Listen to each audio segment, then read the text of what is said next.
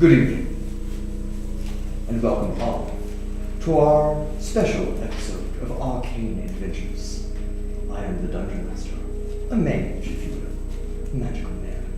Tonight's our Halloween episode, and with that, we have lots of Halloween costumes amongst our group, as you can see. Before we jump into tonight's episode, we will do a quick re-look at each of these costumes, and one will walk away with a great prize. That prize will be these galactic-themed purple and golden metal dice. But before we announce our winner for this evening, we'll go ahead and run through each person's outfit. We'll start with Kyle. I'm a delivery driver. Got my big old handy package right here, because you can't be a delivery driver without a package. Wonderful. Right? I'm dressed as Trixi. Are you smoking a cigar right now? Wonderful. Cole? I'm a knight protector from a kingdom that is very different from this Space. modern day. Wonderful. Jake? I am Raudrem, and I have my pet Luma Glow. I love Glow. I love Raudrem too. We all know Glow is the fan favorite. Jared? Glow has the best cost. I am a hot Cheeto. Woo, hot Cheeto! He's so spicy! Anna? I'm the 11th Doctor from Doctor Who. Yay, Doctor! And Dave. I am Flint Yeastwood. I once shot a ghost kid.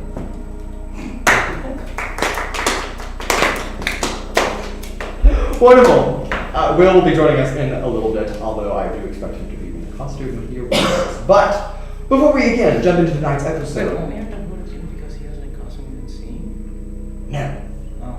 We're voting now. Tonight's winner! Drum roll, please. That's not a drum roll. Is David as Flint Yeastwood. And the whole set of galactic space-themed metal dice is yours. Just put it. In your robotic metal hand. Yeah. Lovely. You have to master the fine motor control. No, I haven't. I don't have to use my thumb. I'm thinking about it. And one more announcement before we jump into our episode for this evening. Those of you that follow us along in the Where in the World series, episode 6, the finale of season 2, will release tomorrow as it focuses on plasma. That will be available on our YouTube channel at Arcane_Adventures at noon Central Standard Time. And that will again wrap up season 2, and we'll continue season 3 when we enter our next phase of our adventure. But without further ado, let's jump into our Arcane Adventure for this time. We last left off the glorious bastards arriving in Plasma, where recovering from a fight against a tentacled cosmic horror and narrowly escaping with both the ship in one piece and their own skin and hide. Arriving in Plasma to collect 2 key ingredients to their engine. A plasma converter, which allows recycling for the engine to mushroom phase. We just missed you. It's okay, Will. Shame. You're dressed as a astonishing gym bro. Thank you. Yes. Okay, continuing. A plasma converter. A plasma converter that is crucial to recycling engine fuel and allowing the ship to go further distances, and 5 of the 6 vials of Gigastar fuel, which are used to power the engine once it reaches full capacity. A interaction with a man named Paralyzed Fanoa nearly led to a combat encounter with a black market dealer in a bar known as the Slocan Dory. But that was quickly de-escalated after a gambling game gone wrong. And with that, our glorious bastards once reassembled back on the Spelljammer, trading off their Star Driver and their 3 star metal coins in exchange for the 5 vials of Gigastar fuel and the plasma converter. on the way to Brawl, hoping to grab the last piece of the engine that they need, the cosmic sail, to make their ship durable, if you will, at such high speeds through the astral sea. Nellie attempted to prepare the engine, but some minor mishaps went wrong. And it took a little bit of out-of-the-box thinking to repair the star driver and the engine so they were not lost and stranded in the depths of the astral sea. But nonetheless, our team arrived in Brawl, Atlasia and Nellie quickly arranging a deal between the High Assembly of Brawl and themselves to acquire a cosmic sail, while the rest of our group tied up some loose ends. And now, our crew has once again assembled on the Spelljammer. Every piece of the engine ready to go and assembled. Seldom one megastar fuel vial, which Nellie possesses at her shop, Nels and Kells. Or is it Kells and Nels? Nels and Kells. Definitely Nels and Kells. On Infield. Which just so happens to be along their pathway towards the distant Soaron's Comet, past the planet Urogar. And that's where we pick up tonight. You've all gathered back aboard the Spelljammer.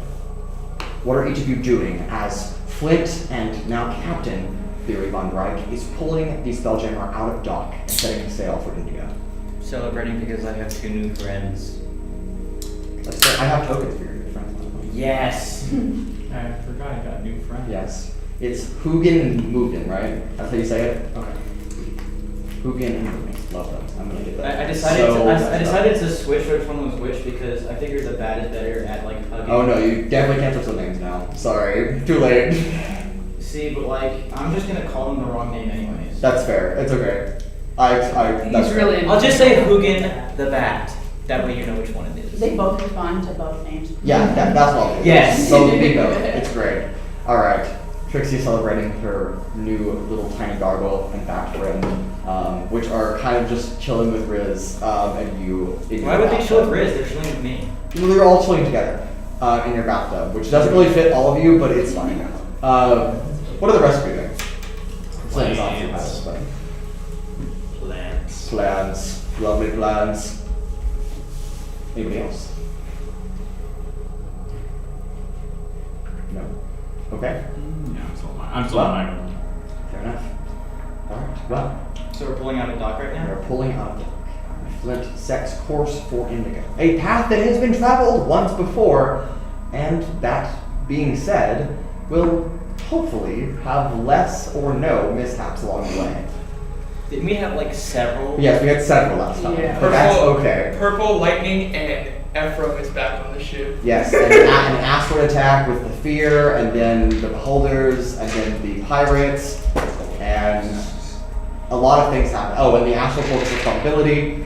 So many things happen on the way to Indigo, but hopefully we will avoid all of those things. I know what I'm using my wish spell on whenever I get it. Goodness. Wonderful. Okay. Well, if anyone would like to do anything over the next 6 days that it takes to travel from Brawl to Indigo. Okay. If anyone has anything they'd like to do during that time span, you may go ahead and do that now. We can take it on a day-by-day approach, or you can just do it whenever you feel comfortable. But if not, we'll jump ahead. So, each of you. I would like to fix any damage to the ship. Okay, go ahead and give me just a regular perception check. Actually, do an investigation instead. Because it needs more investigating. Can I have help from Alien? Sure. You can have help from me to the arcane parts of the ship. That's one. Huh? That's a one. I saw It it. is a 1. I was wondering if I could roll it again though. How many health can I stack? I'll give you advantage. You have time, so I'll give you advantage. Okay, well it's slightly better. Just let me make an investigation check 15. actually. 15. Okay. There are a couple of minor things that do need to be fixed, and you will have to spend a little bit of time, probably the majority of your journey, assembling the cosmic sail, and making sure that those deploy when the engine reaches its maximum velocity. But shouldn't be too much for you to fix. We'll do a check in a little bit see how well that gets accomplished, but not much damage to repair. Did I by chance happen to turn in the bounty from? Sure, we can say that you did that last session because you weren't here. So, yes. You have acquired... Yes. 20 squares? Was what it was? Yes, that's right. 20 squares for your bounty against the fear by exchanging one of its large gelatinous eyeballs to xenotermination and gaining your bounty instead. I like how now, because I have teleportation circle, at any time if I wanted to, I could just come and cash in some of those squares. True. Could do that. As long as I, find a circle. Could in fact do that. Alright, Flint's gonna look out into the vastness of space and see if he sees anything. Give me a perception check. Does he see a way out? Plus 5, that's a 19. 19. See the dice mark cursed? It's great. The vastness of space is just that, vast and largely empty space. In the first, we'll say 3 periods of travel, right before you arrive at the midway rim of asteroids that kind of circles around the middle of the system, nothing really catches your eye as you kind of pass by really nothingness. Occasionally a small wreckage, pieces of long salvaged ships or asteroids kind of drift through, but nothing of any value or concern. Okay, Anybody that's else? good. I'm gonna pray. Okay. What are you praying? What? Thankful, because it's just, I don't know, it's a nice time to be out here, you know. Give my gratitude, forgiveness. And when your prayer concludes, there's that warmth that's slowly returning. A gentle embrace. While Bahamut is a god of justice, he's also a god of goodness. Anyone else? I want to do a civil thing. Okay. Just kind of say thanks for giving me the ability to keep being a battery when we needed it. And It's funny how people keep becoming religious. it's crazy. Speaking of, Not a plan. Hold on, let me finish. In your prayer to Umberly, right when you finish, almost like listening to like a seashell, you can hear the faint crashing of waves somewhere deep in your mind. Trixi? I'm going to try to pray to the goddess of magic, Minerva. Go ahead and give me a religion check. We all know how I do on those, so I should roll 1. That's not much better than a 1. Religion check? Yes. It's a 9. A 9. As you prepare yourself for prayer, whatever posture would be appropriate for a goddess of energy and magical arts. Probably just Yeah, just literally. you. I'm in tune with the universe. What do you mean? Well, you are in fact in tune with the magical tapestry that makes up the universe, but you can't make that connection like you previously did on Plasma. You don't quite get to that complete alignment where you're solely focused on Like I feeling did last singular. time. Yes, you're not this time met with a energy ethereal version of yourself. But perhaps a prayer was heard. You're not sure. Anyone else? So I would be praying for like the same thing, just like Yeah. protection, power on my travels. Yeah. My character would continue, so it's for the prayers and stuff like that, as from the not getting any answer from like the thing, just continue just kind of meditating and praying about everything. Okay. Urogar, anything on your part? Try to contact his acting again. Okay. Contact his bitch ass. Okay. We Go can ahead. do 100. Based. Okay. Do you know what number it is? Yeah. I'm gonna roll on the floor. Okay. It's actually smart. That wasn't a roll, but sure. There you 18. 18. No, 81. It's 81. Okay, those are vastly different numbers. Yeah. It's the same digits. It is, but they are in reverse. And you, sometime during your journey towards Indigo, it's not really a prayer to an archlich. More like a ritual. Yeah, it's more like a ritual where you're like drawing blood slowly and like trying to like force your will to exist in the same space as Zach does. And while you are not met in a room, in a distant hallway, that you have come face to face with Zach in physicality this time, there is that faint reminder of the red vision. Okay. Not cool. That's about all you get. Okay. That's it. Urogar's tired. Urogar has decided she needs to sleep. As we reach about our halfway point in our journey, Flint, will you go ahead and just give me one just ship check? That'll be your proficiency plus your dexterity. Your proficiency with my vehicles.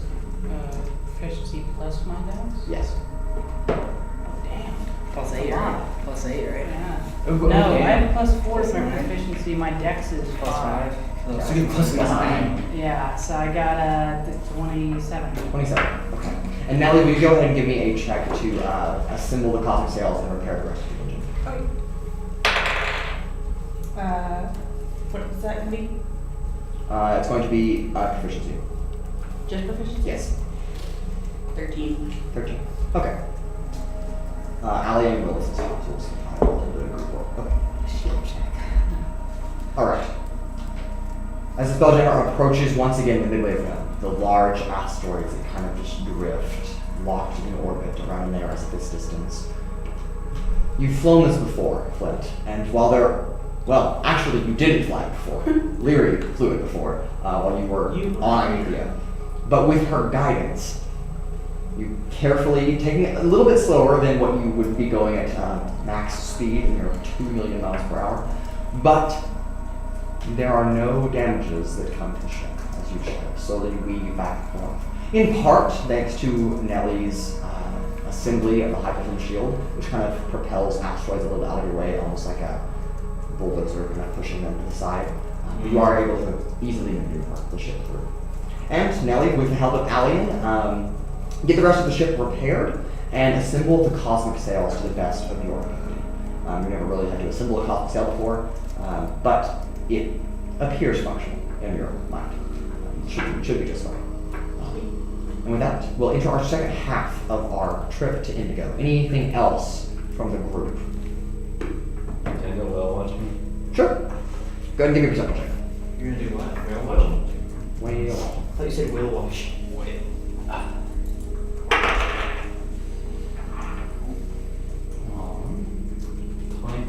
25. Alright, passing through the astral sea, there is in fact Kindori, once again, that are kind of a little herd, whatever you call it, school maybe of Kindori, whatever you would call a group of astral whales. But 5 or 6 maybe, kind of just moving along about the same speed as your ship, just kind of moving with you. Can I do like speak with animals on them? They are at your range, unfortunately. I'll drive the ship towards them. Well, you can't, because they'll move out of the way as well. But not if we speak to them first. You're out of range of superpowers. Also, they don't classify as beasts, so you don't anyway. I believe we went through this already. Yeah, we have gotten this before. Yeah, so we're failing there. But What are they? well, I can tell you that. But They're space whales. Probably Space apparitions who knows? or monstrosities. That's the big twist. They're It's a the big twist. I don't know. They're the bad beings. guys. They're the bad guys. That's right. They're yeah. actually All right. fiends. One last call. Anybody else? We're actually out. Oh, it's right in the fucking middle.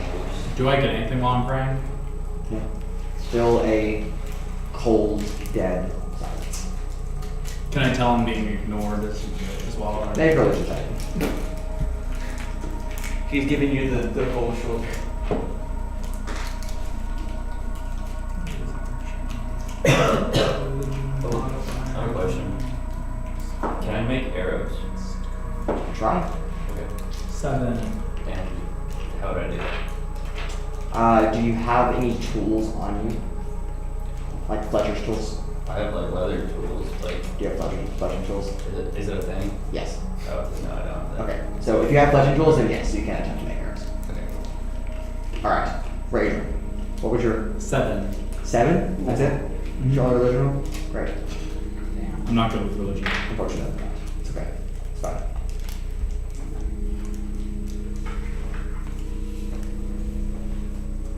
Oh, okay,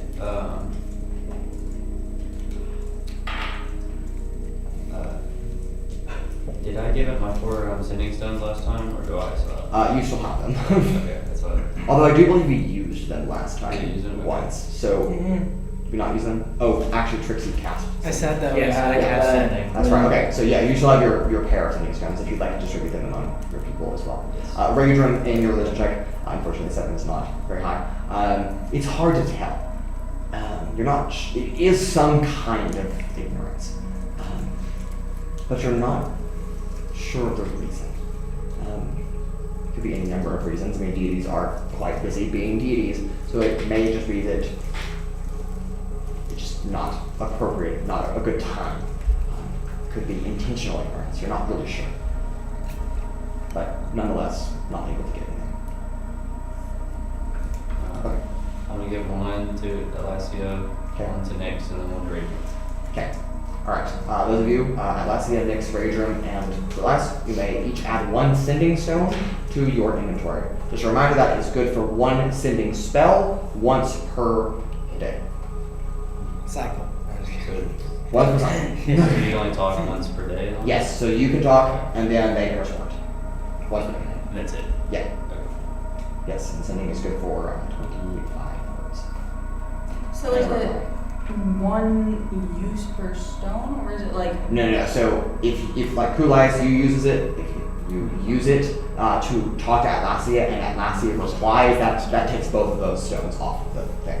So one message back. 1 full loop of the sending spell is 2 stones. Okay, so you can't like send a message to all 3 of them? No, they're not paired. So you can choose to who has the paired sets. So like it can be you and Atlasia and Nyx and Raudrem, or it can be Raudrem and Atlasia. You can decide who has the paired sets. But that can be you guys. If you give it to me and Nyx, me and Nyx can also talk in Druidic, so we have like a language that like no one else can talk in. This is true. It's so like it's one of those things where like we need to send like a mystery message. No one's gonna know what we're talking about. Yeah, okay, I'll give Raven and Nyx and me and Atlasia. Okay. Great. And without further ado, Glorious Bastards, piloted by Flint Yeastwood and captained by Leary Von Ryder, pull into dock at Indigo, a large spire in orbit around the giant gas purple planet of Urogar. And it is here that Nellie, well, has to say goodbye. But we'll go through that. You also need to get a start on fuel vial, so don't just leave just yet. Flint starts trying to pull the ship away. It's like leaving. Bye. Also, does Nellie have to install everything already, or is it already? Everything is pretty much set up, Okay. minus inserting the star fuel vials into their respective slots. Cool. They're plug and play. Yeah, Is the vial I have in a container, in like a portable it container? is. It is a Okay, smaller. It's like a small cubicle container, or more cylindrical, really. It's in a larger container in your workshop, but it can be transported in a smaller container quickly to the ship. So she'll go into like the back of her shop and start like moving boxes and crates around. I know I have it here somewhere. Like this radioactive waste. It's just in a junk pile somewhere. Why wouldn't it be? And eventually Where it belongs. she pulls out the vials. How big is it? Is it really The vial or not the itself. vial, the box. The cylinder is They're giant, aren't they? no. The vials are not very big, but the cylinder is about this large, about the size of a thermos. But not like needs Urogar period. No. The cubicle is much larger. You can't move that, but the cylinder you can carry like a portable thermos. About the size, a little bit thicker, but Who wants to carry this? Don't give it to me. I will Blows up put it the on it. moment Flint touches it. Swear. Flint just shoots. Okay. Here you go. That's why it blows Don't up. open it until you're on the ship. And then when you're on the ship, when you open it, immediately take the vial out and put it right back in to the big one on the ship. Okay. Immediately. Don't shake it. Don't drop it. Don't look at it wrong. These are great. These are great. Got it. It's a Don't good thing blow you it didn't up. give it to me. Yeah. That is a good thing. I would have probably been curious and opened it up. To be honest. I'll be right back. I don't want to hold this for very long.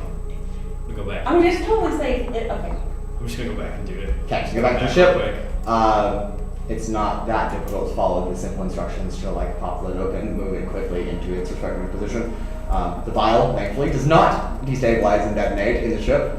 And all 6 vials are now plugged into the engine. And as that happens, the clear liquid almost immediately begins to drain out of the vials and into the pipes. There, some of them are clear, so you can actually see the fluid moving through the engine as it gets circulated into the engine's core. Should have rolled for it. Not gonna put your all. Remember the campaign's plot on a line for one roll. That would have been funny though. That's later stuff. Not now. Well, yeah, have fun doing whatever the hell y'all are going to do on Sauron's Comet. Yeah, Sure, you don't want to come with us to the Comet? No, I technically have a business to run that I've been neglecting. Look at you being a responsible business partner. That's fair. As Kelly's Responsible. like, see you folks. Do that. Being responsible is boring. I had a bucket list to check off. It has been a pleasure traveling with you. Might have kind of y'all to take me with you. Wait, what kind of stuff did you cross off the bucket list? Being on a spaceship, leaving Indigo, meeting a tree, Learning what a tree is. being in space. Never left Indigo before, so Was fighting a space horror on that list? it was not. Would have rather not crossed that one off. That's fair. That was But not a you fun still experience. had it on there It was not. though. Oh, okay. It was not a fun experience. No offense, Nick. It was not fun being in your body. How do you think I felt in that one's Oh, I body? learned what it was like to be small. I was a hamster. I did not enjoy the feeling of being warm on the inside. Very jarring. Oh yeah, that was weird too. Yeah, no, it felt very weird. Being, I was in his body. That was interesting. yeah, you had to start to learn to like plants and stars. Well, if y'all are ever back around this way for some reason, feel free to stop in and say hi. Question: are there any teleportation circles in Indigo? I doubt it. Do I know? Of Roll a history Oh check. my god, okay. I want to start gathering this information now, so that I can come back and visit. Speaking of plants, I want to look for if we have time. If we don't, Yeah, we have time. Cool, we have time. I'm gonna look at plants quickly. 25. There is definitely one that you know of, but it's not accessible to It's anyone in the but pinnacle. the people in the pinnacle. So you won't be able to. See, you say that, but I could if I really put my mind to it. There, you have Unfortunately, contacts. it is in the pinnacle, and I doubt they're gonna let you have access to it. What you bastards. I forget what I roll every time with this. This is a nature, right? We're looking with nature. Is it nature, medicine, or perception? I think we're going with nature. Nature. Or is it survival? I'm gonna go. It can be survival or nature, you can think. Survival. That's gonna be a 25. Nice. Okay, it's a very good roll. All right. There are 4 very tiny purple flowers growing right kind of like on the wall of like Nellie's shop, kind of right outside. They're growing like a little crack. They almost blend in with like the surrounding like stone. It's all like the rock here is like a violet shade of like purple. But 4 tiny purple flowers. There's also kind of like in one of the alleyways, 2 patches of this sprawling blue and white, almost looks like ethereal, like it almost like it doesn't look like it's actually there. It's like moss growing. There is a large berry attached to a separate flower. So there's 2 kind of plants growing off like one stem. What? Is it perhaps a good berry? It's not a good berry. It does look a lot like a good berry though. It's a large, it's almost palm-sized, blue, purplish berry. It's hanging super low to the ground. And then the blossom is a very deep violet, almost black flower that kind of has like this tulip-like tips to it. But its petals, as you kind of notice them, they grow in astonishingly unique geometric patterns. You gave the berry and the flower last time to me. Oh, okay. Yeah. Right. This is an indigon berry and an indigon blossom. Fine, that's how we go with my descriptions. I just wanted. Well, I was just letting you know, like I know these descriptions were from last time. Okay. I don't think That's the other fair. ones though were. There's also inside of Nellie's shop, if you return, there is a singular like brown plant. Like the entire, it almost looks like it's dead. Like the whole plant is just brown. Like there's no flowers. The stem is just like dead. The leaves are just like brown of color. But it is a living plant. It's just a brown plant. And there's one of those. But that is everything. Awesome. Go look up. Great. Anything else? Can I go find that guy who told me to kill PQ? You didn't pick up the bounty from a person. There's like this board in Indigo where they have these like pucks that you can just walk by and grab. That's right. A guy in a bar told me to go get a Yes. book, and I picked that one. Okay. Never mind though. You're gonna lie and say he's dead, right? Yes. Yes, I saw what you were trying to do. I knew it. Anyone else? Okay. Alright. Well, it's been about 4 to 5 hours or so here at Indigo, kind of getting everything ready. But then everyone convenes once again on this dungeon.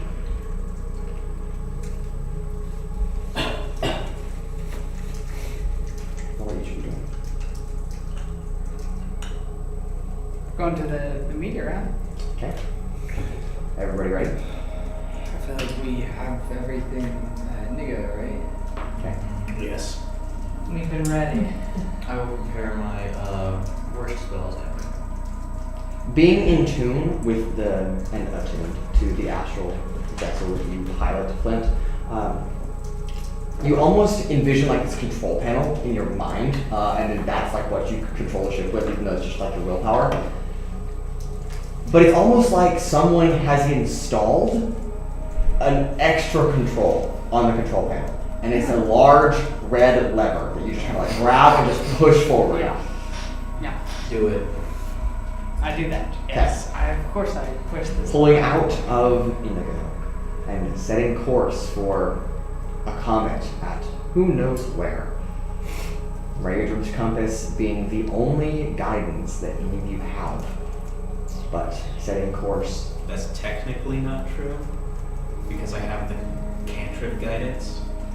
Not the guidance I meant. Next. I know, but So I semantics. I would be basically like kind of up and about, like making sure we're going in the right direction, kind of with Flint and stuff like that. Okay. You set course for somewhere in a unexplored, uncharted region of the astral sea, beyond the planetary bodies, beyond and past Ulruwe, which at that point no documented life exists. And Flint, with open space ahead of you, you just kind of the engine whirs to life. Already moving at a very rapid speed, but you can feel these sails deploy as it kind of unfurls around the ship. These purple, almost crystalline violet color just kind of surrounds the ship's sails. And the engine goes from a bright red flame that it produces to a bright blue flame as it burns continually hotter.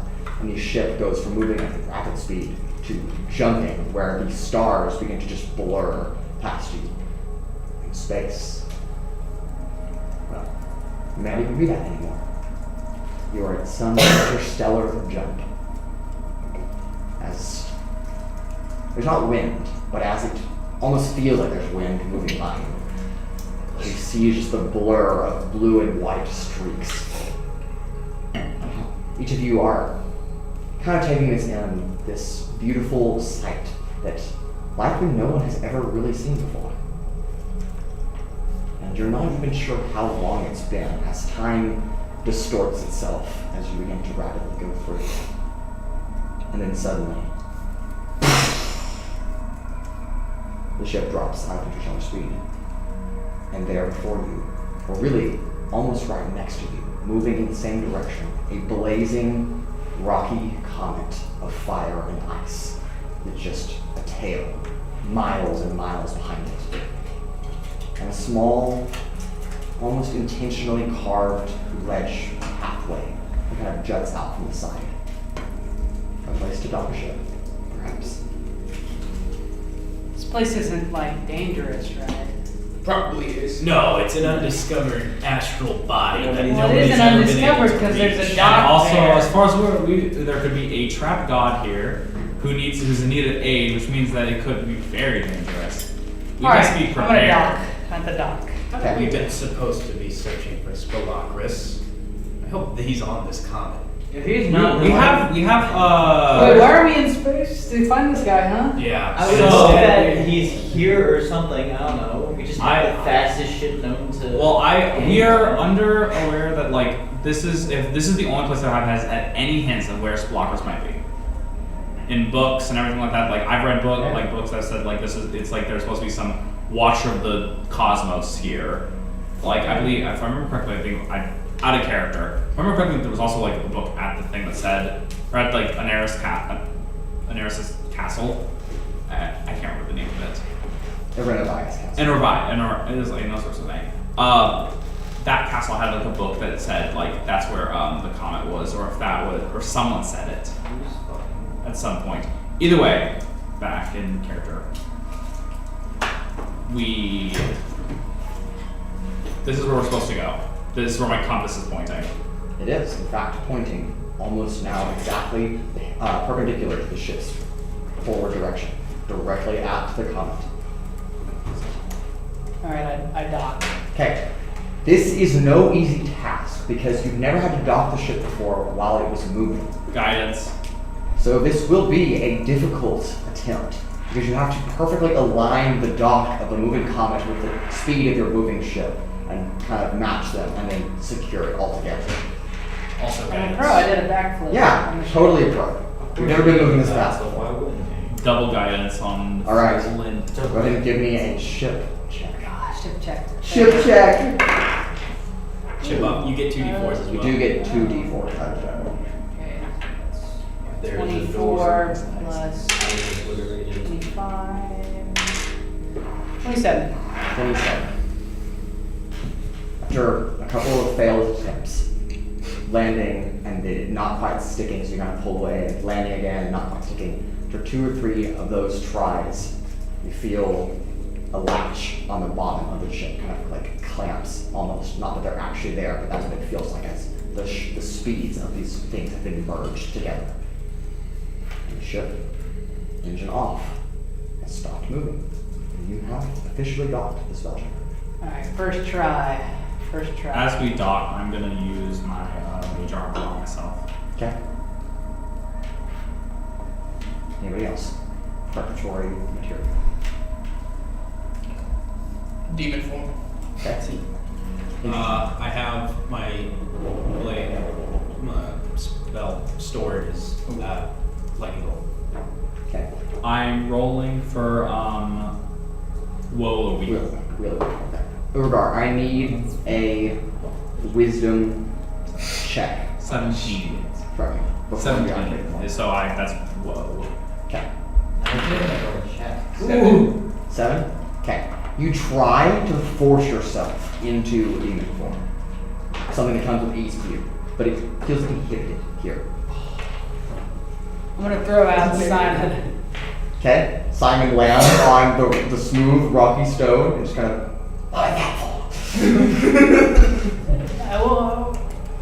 My bad, Simon. It's been a minute since I've talked to you. We're in space now.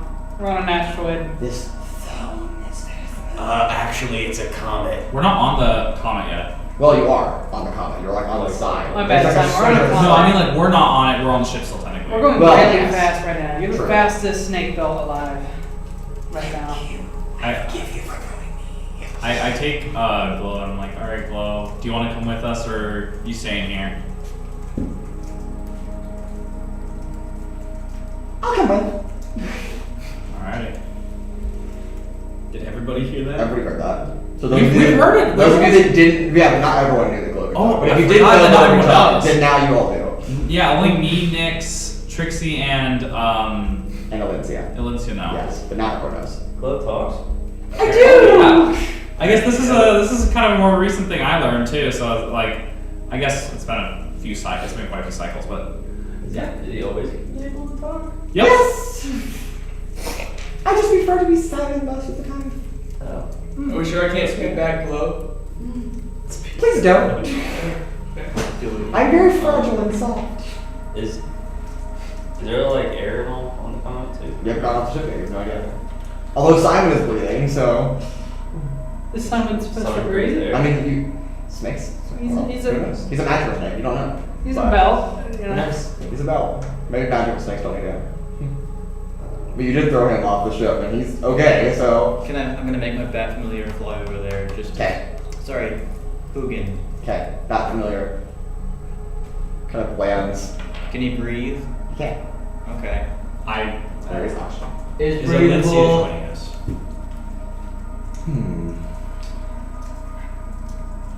This seems like something that each of you need to handle. I'll wait on ship. If you need me, feel free to come and get me. I start going onto the comet. Okay. How big is the comet? Much larger than your ship. If you had to estimate just by eyeballing, 30 times the size, maybe 40. Is there any like structures? in Yeah, there? I'll You can see? get off onto it as well. Make a perception check. Also, I want to do that thing with Comet where you do the hit die with a long rest. 25. 25. It's hard to make out. And it takes a little bit of skill, because there's this stone platform where the ship docks at. But where does it lead? It just attached to the comet. But as you get closer to the actual comet face, the smooth stone of this rock that's hurling through space, there is a door here. It just doesn't look like it until you get really, really close to the comet. But as you get within 5 or 6 feet, the outline of the door becomes visible. Okay. But no handles or keyholes. I'm at the front of like where the door is. Okay. Can I examine the door? You met door. What do I roll? Oh, I'm sorry. So it's just a freestanding door? It's just a freestanding door. And in the side of the comet. Oh, into the comet. Yeah, it's like the comet's a sphere and there's a door like right here. As if it leads inside somewhere. Depending on what you're trying to gain from the door. You investigating? Are you trying to test Oh no, I'm magical? trying to do that thing with the long rest binoculars. Oh yes, go ahead. Where I can I believe it tells you in the spell description what to do with that. Okay. But yes, I will also like just try to investigate them. Doors, man. It's just fan of everyone's existence. See, but like I have a backup plan. So She's just gonna cast a knock. literally, yeah, no. 8. So that's an 18 plus a 9 investigation. Okay. It is a door made of stone. Can I pull on the There are no keyholes or handles. All right, well, Or knobs of any kind. I just go up and knock on the door. Okay. You tap it, it's a stone structure. No it's not. Can I push it? I'm You casting. give it a good push and it does not move. Can we please enter? I punch it. Oh, Okay. God. You punch it, and your armament of creation just kind of reverberates off of its surface. Okay. Let me try. Open sesame. Literally, that's the verbal component. Open sesame. Casting knock. Okay. You cast knock, but some magical prowess of this door far exceeds anything that Fuck are you, accustomed magic to. door. And the door does not budge. I just put my I don't hand think on a the door. slab Do of I stone is do I gonna feel be able anything to when I put my hand on the door? understand that. You don't feel anything, It doesn't need but to you do understand to know what recall it is. something. And it kind of comes to you first, now that you're thinking about it, but then it kind of trickles to everyone. Hit point maximum is reduced. Lycree gave you all a crystal and said that it was crucial, integral to your mission in the astral sea. The crystal. Urogar. Urogar, can you go grab the crystal? Okay, go on board. One strength check to pick the crystal up. 14. 14. Okay. A little bit of strain, but you're gonna tip the crystal out of it. Are you carrying a chair with it, or are you taking it out of the chair? Yeah, I'm carrying a chair with it. Okay. All right. So- you approach the door once again. Trixie, what do you need? So I rolled, add Constitution to it. Yes. So I lose, what was it, like 36, 8 max HP, and the homunculus gains that. Okay. What? Okay. It's a transfer. Yeah, that's what homunculus can do. What can that homunculus do, Okay. So now instead of 5 hit points, he has 41. 41. And that lasts until the Time may tell if this fucks me time. up. It lasts until the end of a long rest. Yeah, next day. It's not worth it, but okay.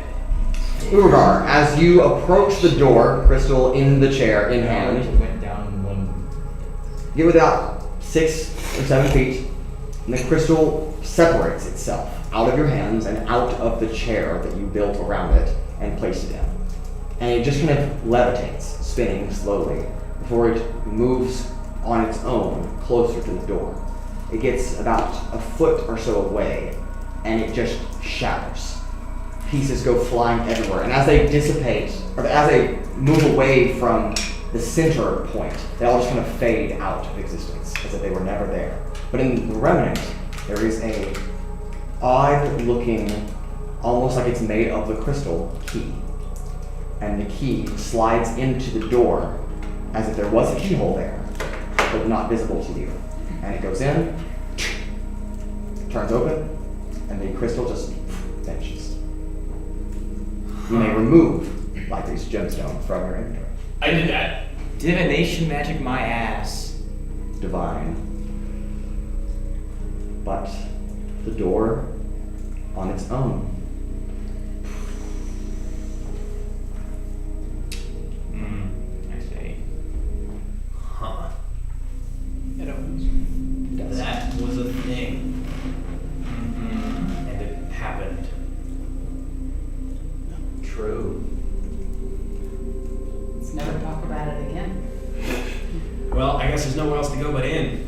I go Walking. Okay. That's what she said. I go at the same time as They're Nick. terrible. I'm in the caboose. Wait. Okay. Yeah. Well, the door is wide enough for all of you to kind of like walk through.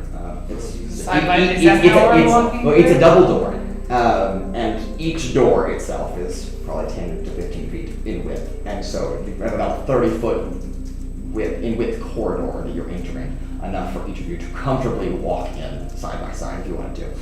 Alright, so we're all walking in side by side, marching in order. Sure. As you step in, the first thing that draws your attention is that the floors, walls, and dome ceilings are elegantly carved of a white stone. It's completely white, and the floors are spotlessly clean. They are shiny off the vague light coming in from the common door. But it's dark, or at least dim. Long shadows draw in the hallway, because the only light source emanates from outside the door, coming in from the comet itself. Oh, Flint, do you remember where you saw that ring on the comet?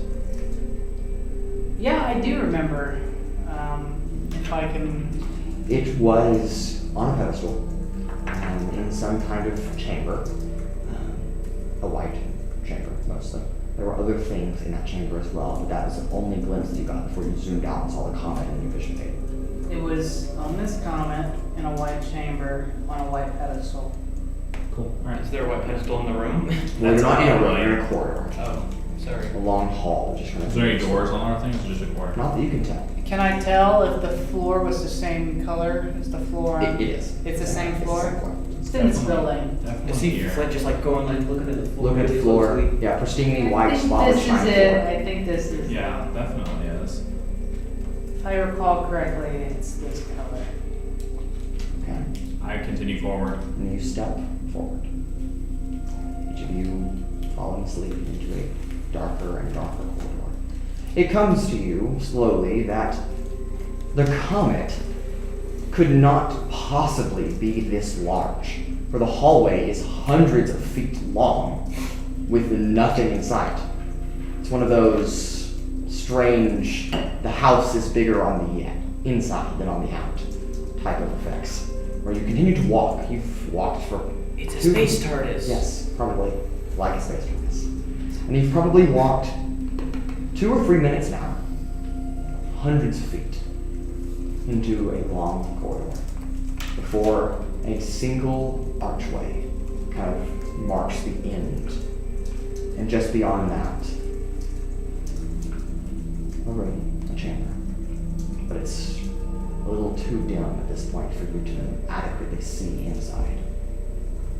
Was it just me, or was that hallway way longer than it should have been? Yeah, I Most really want to definitely. beat up the architect who designed that. Like, Unless that architect is God, then what are you gonna do? If it's Flores, he instantly I'll will die kill you. trying. Okay. I'll get smite. So do we have to add I'm assuming he's gonna kill you. architects to your list of enemies now? Yes, Along with architect children. of the asteroid.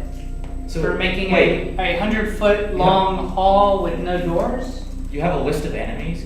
What's on Most there? of them are Children. Ghost kids. Sometimes a Trixi on tree. there? Maybe Trixie occasionally. Sorry, Trixi. Fair. Badass. Whenever I get mind controlled, that's really when So you list hate. grows. So one of your enemies is being mind controlled. No, whenever I'm mind controlled, the enemies, the list keeps getting added on to. Because I shoot random people when I'm mind controlled. Okay. And then they don't like me, and then, like, as a result, I can't like them. If that makes That sense. seems like some But okay. very complex mental gymnastics. It works for me. That made perfect sense to me. Yes. It works for me. Sure. A long corridor with a Yes, single single archway road, leading so- into a dark chamber. You all stand now in front of this archway, wondering where exactly it goes, or a place that you can't see because there's not really any light at this point. Put like my hand forward.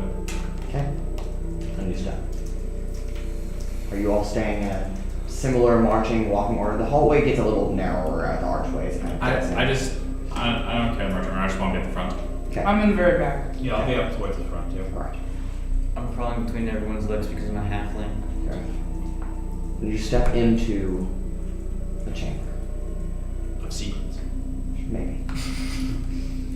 Again, it's dark. And you can just feel a presence. Hard to describe and hard to place. Something that you haven't encountered before. But I'll pull out you're my not alone in the room. That's all you can really gather. Something else or someone else is here. I pull out my guns. Okay, guns. Hello? There's no light. No light that you can see. Does dark vision prevail? All you see is grayscale and everything is just dark. I use cast my- invisibility. Okay, there is nothing invisible in the room. I use my mask to light up. Okay, No, it's all on light, but casting light from your mask. The room dimly illuminated. A large chamber with an archway now behind you and this pristine tiled floor ahead of you. But that's not the first thing that all of you notice. A large chair, a throne perhaps, stands at the opposite end of where you enter. Perhaps miles away, perhaps just 30 or 40 feet. You can't quite tell. It's also impossible to tell how large of a chair we're talking. It could be just for a giant, or it could be miles tall. But the chair is occupied. But you feel that presence, but almost like it doesn't know you're here. Instead, you are met looking up at a titanic deity. There is no face, just a solid black, almost like a face mask, but it's where the eyes, the mouth, where the nose should be, it's just darkness. There is a white outline of trim, almost coming to like a peak at the end, like some kind of crown or head dressing. This individual is dressed in a modicum of robes that are blue and red that just kind of drape to their sides. In one hand, their left hand, they hold a spinning blue orb that doesn't cast any light, but it does have light when you look at it now with this dimly illuminated mask that you're providing. The chest of this individual is some kind of gold plating, but more elegant. And in the right hand, a towering staff of gold or some kind of material hits the floor of the chair and rises up to the same height as their head. But it's hard to tell when something's looking at you if you don't have any eyes looking at you. But then again, there's the plasma lens, so. Then again, there's the consequence. That looks sad. You said Titanic, meaning Yes. bigger than gigantic? Yes. Oh. This is a huge being. Only at eye level, you are met at about the top, like your eyes, for those of you that are average height to start Trixi, meet about the same level of this individual as where their robe stops right above their ankles. That's how much smaller you are compared to this being. I mean, like, you're not even sure how tall this chamber is, or how the comet like this could contain such Magic. Yeah. You know, I'm gonna go out on a limb and say that this guy's not in trouble. Not necessarily. now. I mean, he seems fine. He Probably. could be in Sitting trouble. there. I don't really want to Maybe he's go trapped in mess it. with him though. Maybe he's being asleep. honest. He's- Wait, you don't want to mess with someone? Yeah, he looks kind of. Is it Like because he- you're like he- probably the same size as one of his fingers? Yeah, it looks like he'd fuck me up. I take a step forward. Okay, take a step forward. Those of you with high passive perception, Nyx and Raudrem, the floor, as you take a step forward, ripples. But not from you, from the chair. Almost like the room itself is having a hard time containing everything that's in it. And it just kind of vibrates. You see each tile almost segment itself from the other tiles with this weird whitish colored energy before it snaps back into place again.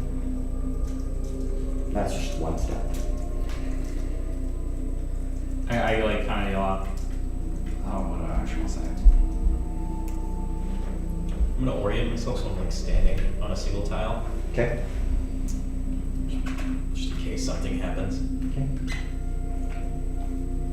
I just kind of really yell.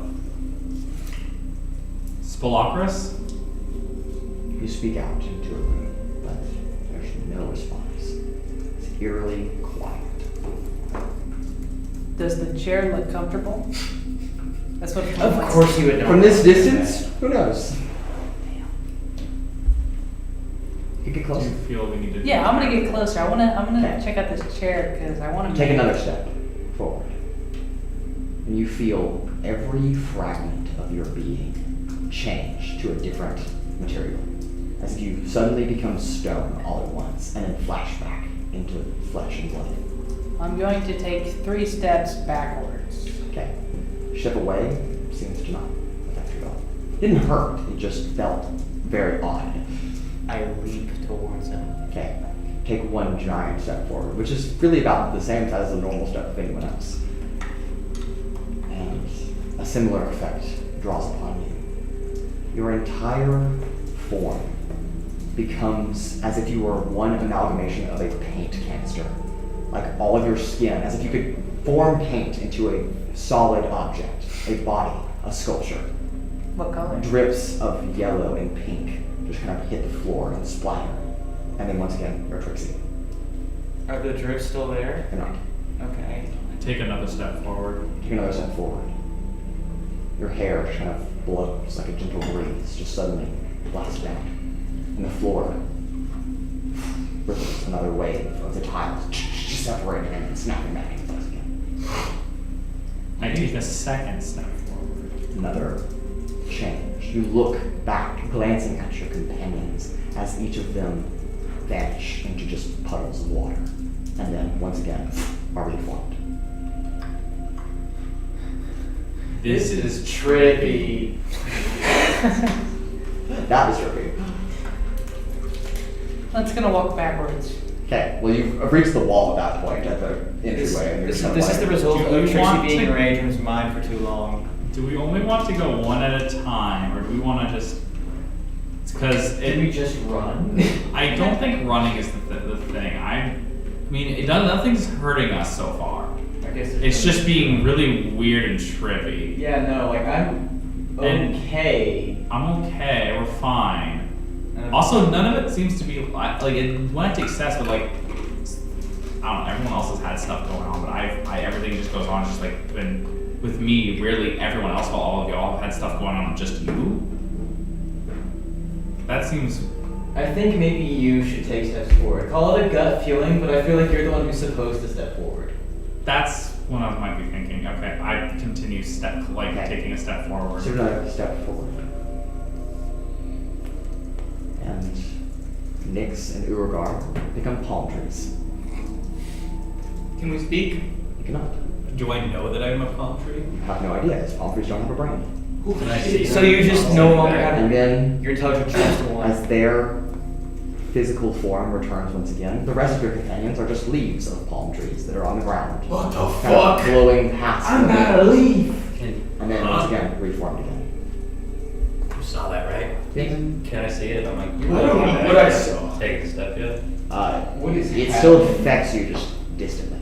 This is like But yes, you polymorph, witness this but happen. of And when I look back, how far away are they from me? Maybe 10 feet at the furthest. So they're still like distant wise, not too far away. Not too far away. I'm gonna start walking forward too. Okay, take a step forward. Your entire form inverts as your internal organs and body are now on the exterior of your body. And it does hurt a little bit. And you do take 1 point of force damage.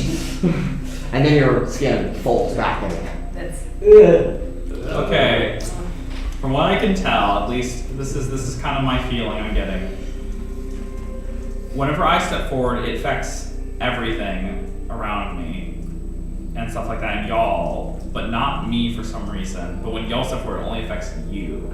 That's all I've seen so far. You haven't been affected by it. I know. Very strange. It's almost like Wow, it's almost like you're supposed to be the one that moves Yeah, forward, but right. not us. Actually, fuck it. I'm gonna try That's stepping great. forward again. Okay, you step forward again.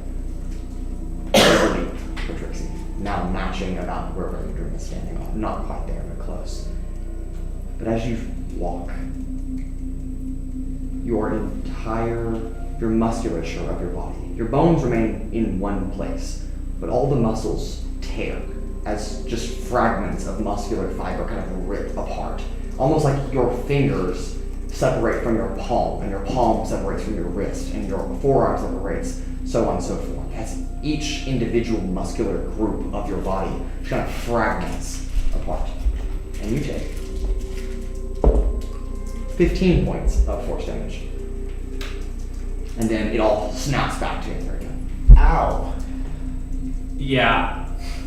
I I honestly, don't think that was a smart decision. y'all might want to exit the room. I'm not sure how this is, but if I'm the only one I mean, when you step forward, nothing bad happens, at the very least. So far. so far, but also this is okay.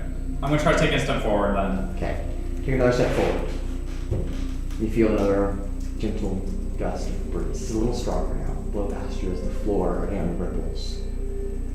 But away from you, not from you. And each of your companions, you watch as their hair becomes made of flowers. And just kind of different cherry blossoms and tulips and roses, just kind of all stringed together. But they're still attached by their stems to their head. Well, aside from Max, who has very little hair. And then he goes back. Alright, I'm just gonna basically just keep going forward then. Okay, take another step forward. And you feel another ripple, another breeze. As you hear the sound of bricks falling behind you. You turn around to see no companions, just piles of rock and stone. And then again, their form, brick by brick, reassembles itself, and they are flesh and bone again. And when you look back, the Titan is gone. Goodbye, Flores. What the hell, bro? Is everyone can see his Blockus is gone? Yes. Oh? Well, you scared him. I look around to see if he's in the room somewhere else. He's just like hiding in the corner like. You look intently, all of you are like, wait, what happened? That was so strange. And then in the blink of an eye, there was nothing there in the room, you could swear it. And standing now, about 20 feet in front of you, someone of your stature, a human figure, with wavy, a little extra long, but short for a male, brown, curly, wavy hair, wearing a simple white tunic and white skin, with blue eyes that just kind of stare at each of you.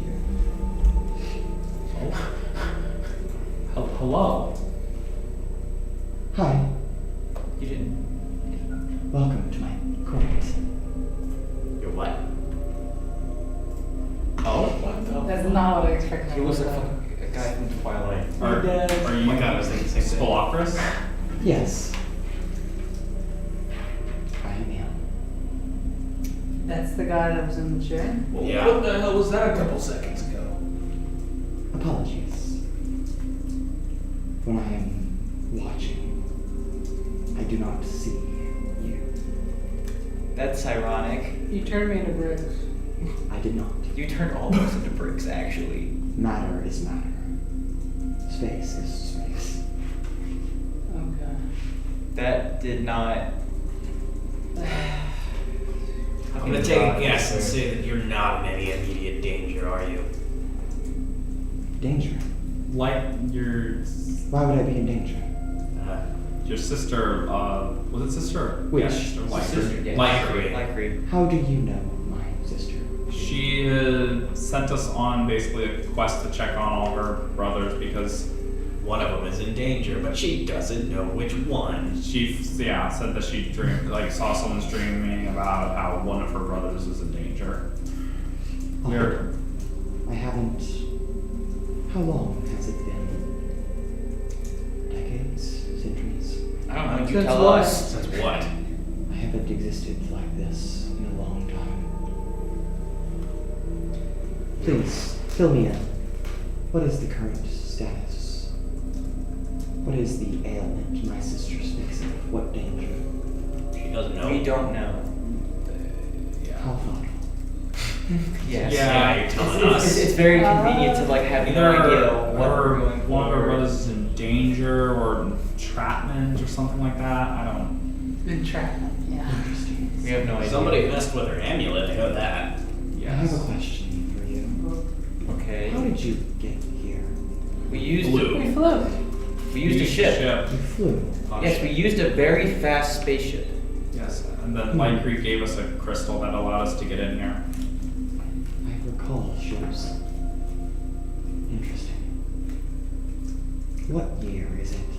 What year is it at this point? I feel like I should know what year it is. It's 7309. 7309. No, On what planet? Atlasia. Interesting. Odd. Wait, what if our year started at a different time? Okay. Well, you made it this far. How can I help you?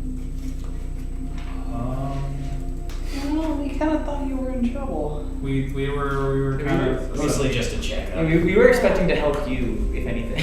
Yeah. We still have another brother, don't we? I think we have two other brothers that we have Do to you check know up your on other still. brother? Could you yet? wait? I have 3 brothers. Could you? We've already Maybe one checked check on on Magnus. Magnus. He's chill. I haven't seen Magnus in so Is that long. the time guy? Yeah. Yes. I don't like Who's your that other guy. brother? Other brothers. Tyr and Decone. Yeah. Where are they? You know. Last I remember, Tyr was in the court, but not this court, the court. Oh, that's right. The 17th. Off playing, I believe. And I haven't seen Decone in a long, long time. I'm gonna take a guess and say it's probably Decone that's in trouble. Yeah. What do we got in both the... No, that's Tyr. He's in the court. So, But don't do that. Don't even mention it. Very bad idea. The which court number is was a it? vile 13, place. huh? Sure. The lawless and the righteous intersecting. I've only been there once. What happened when you were there? Destruction. Was it because of you? No. Justice comes in all forms. And the eyes, as you're noticing, just kind of, they don't move. Like, this is not a normal person, obviously. This is like a infinitely old individual existing in a teenager's body. And so they're like kind of loopy, almost like they're on like some kind of drug. And their eyes, as they're looking at you, they just kind of snap at you. They just like lock into place and then they like lock into someone else.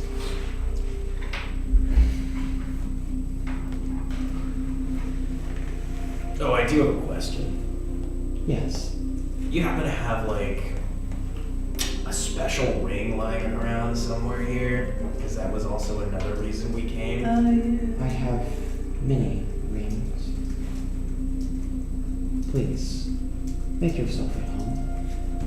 It's not comfy by standards of you all, but please, do enjoy yourself. Please, I sleep in a bathtub. There isn't much that isn't comfy. You choose that. There are open bedrooms. Also I safe. do not care. How's your... Can I check out your chair? No.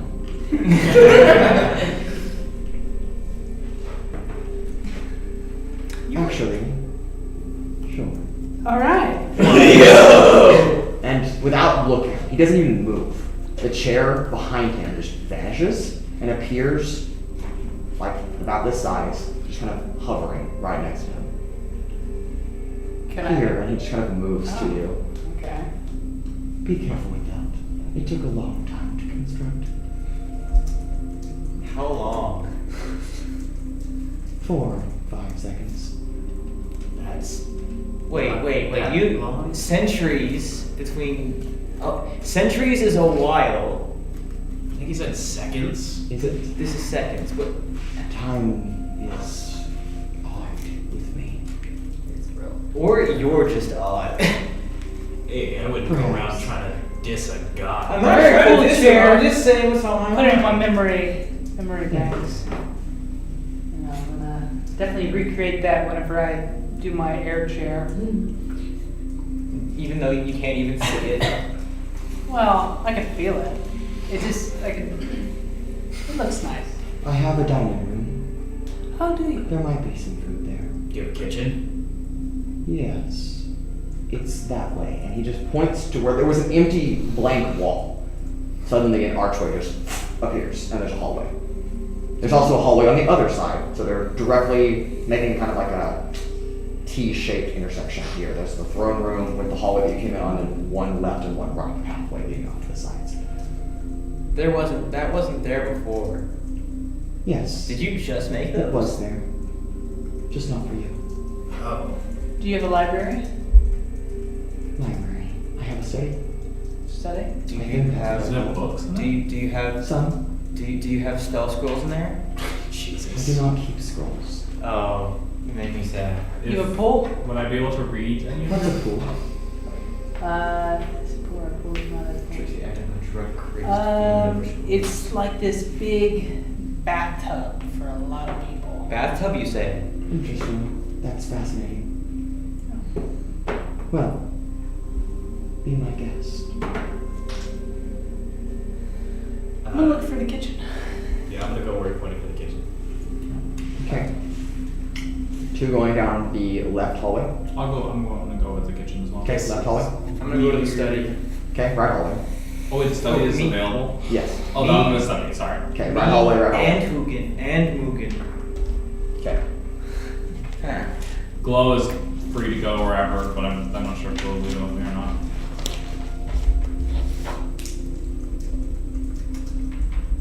Actually, I like turn halfway through the hallway and I like go back to him and I'm like, could you make this homunculus look like it was made out of jade? I could. Would you? Perhaps. I think it'd look cool. Alright, next, Flint. Who else is going down to the kitchen?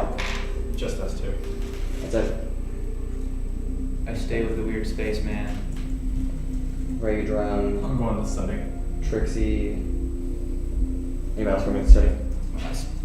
I turn back. Your life, where are you going? So Sorry, what are the options? The kitchen or the study? I'll go to the study. Okay. Okay. Atlasia. I'm staying here. You're gonna stay in this room? Okay. Yeah. I turned back and asked him if he could make it to jade. Make it look like jade. Urogar? Is there anything around? There are just 2 hallways. I'm gonna go right down the hallway. Okay.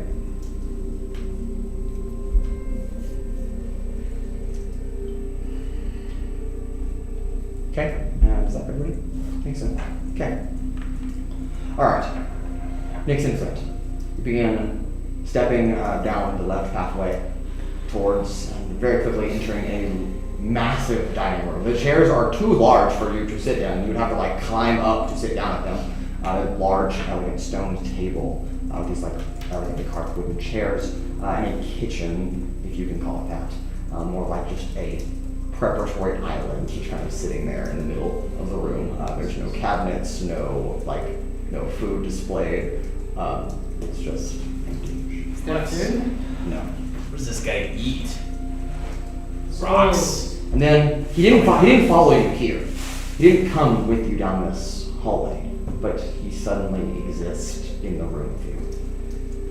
My apologies. Here's some food to cook with. And he just kind of like looks at the countertops, and a feast just like it just all of a sudden spontaneously comes into existence. Well, we need this to keep this guy around.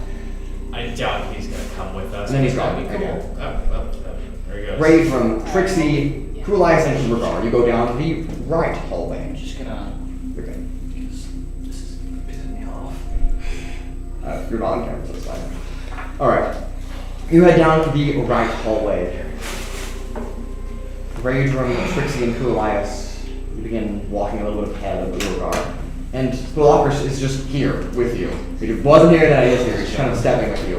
And again, as you step with him, it's the hallways that kind of moves, almost like a wave. But you all step forward. Except for Urogar.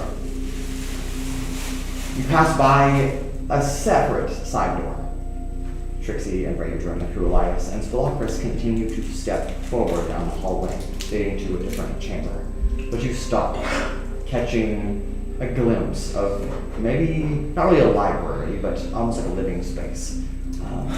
But a number of pedestals, white pedestals, kind of dotting, each perfectly arranged, configured in some kind of array. And for a moment, you're like, no, I should catch up with them. But then again, well, one peek wouldn't hurt. And you step into the reliquary. A reliquary. Really not the reliquary, but a reliquary. A number of things placed on each island, each pedestal. Encased in glass, some of them not, some of them too large, some of them just positioned. Things on the walls, like swords and staffs, are also kind of like draped. You should make a constitution saving throw. Fucking shit. Who? Who would go?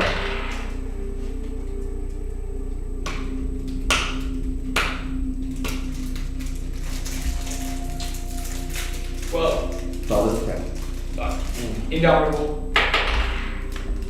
17. 17 also failed. Nice. You're staring, kind of taking in, you're like, man, this guy has some really cool stuff. Like, this would be cool if I had them. But then you're like, maybe I shouldn't. And then all of a sudden, you get really dizzy. Almost like your brain is throbbing. And your eyes kind of tilt to the left. And your vision fades to red as your eyes bleed from their sockets. And everything in this room goes pale, like a dull gray.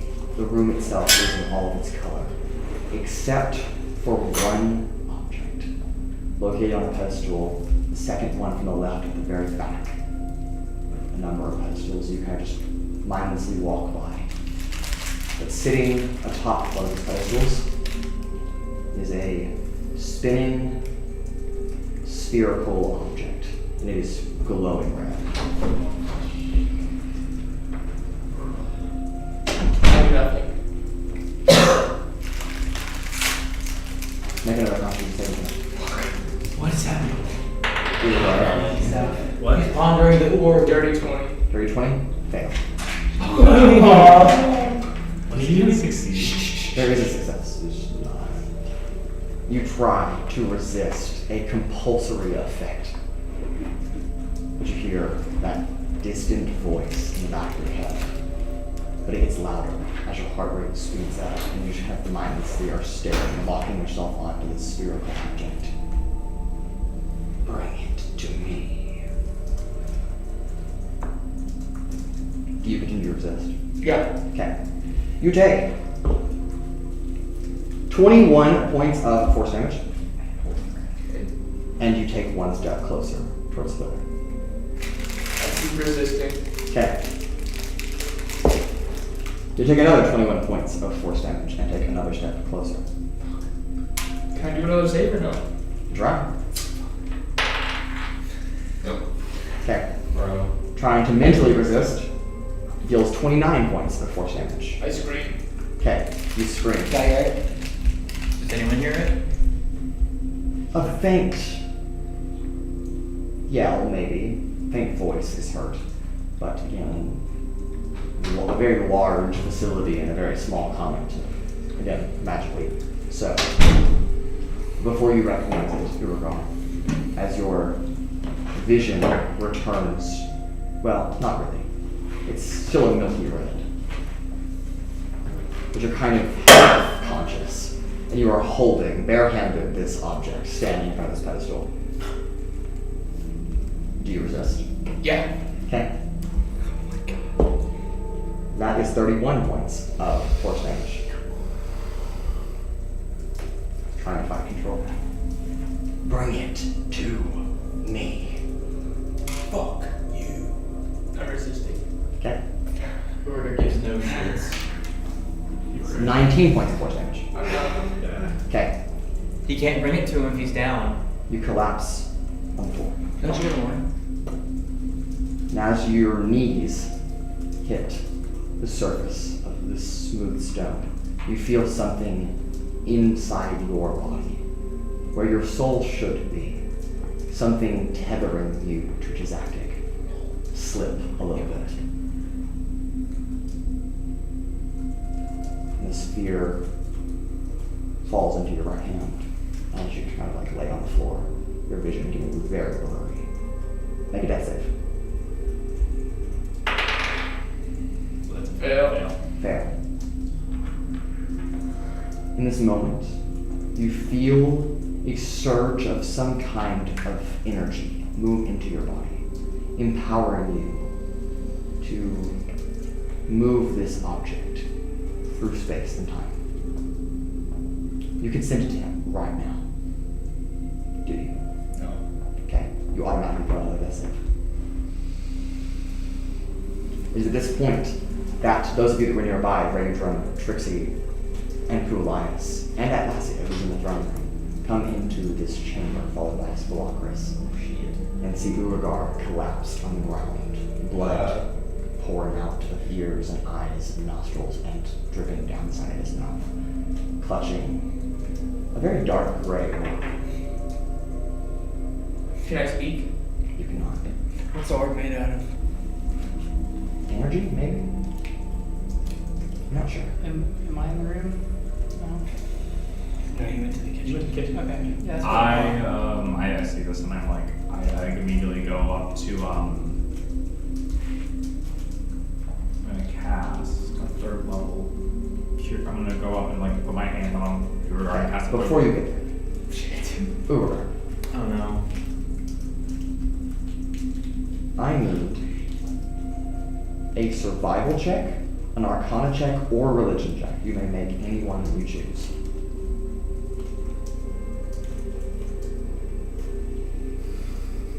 Go survival. Oh.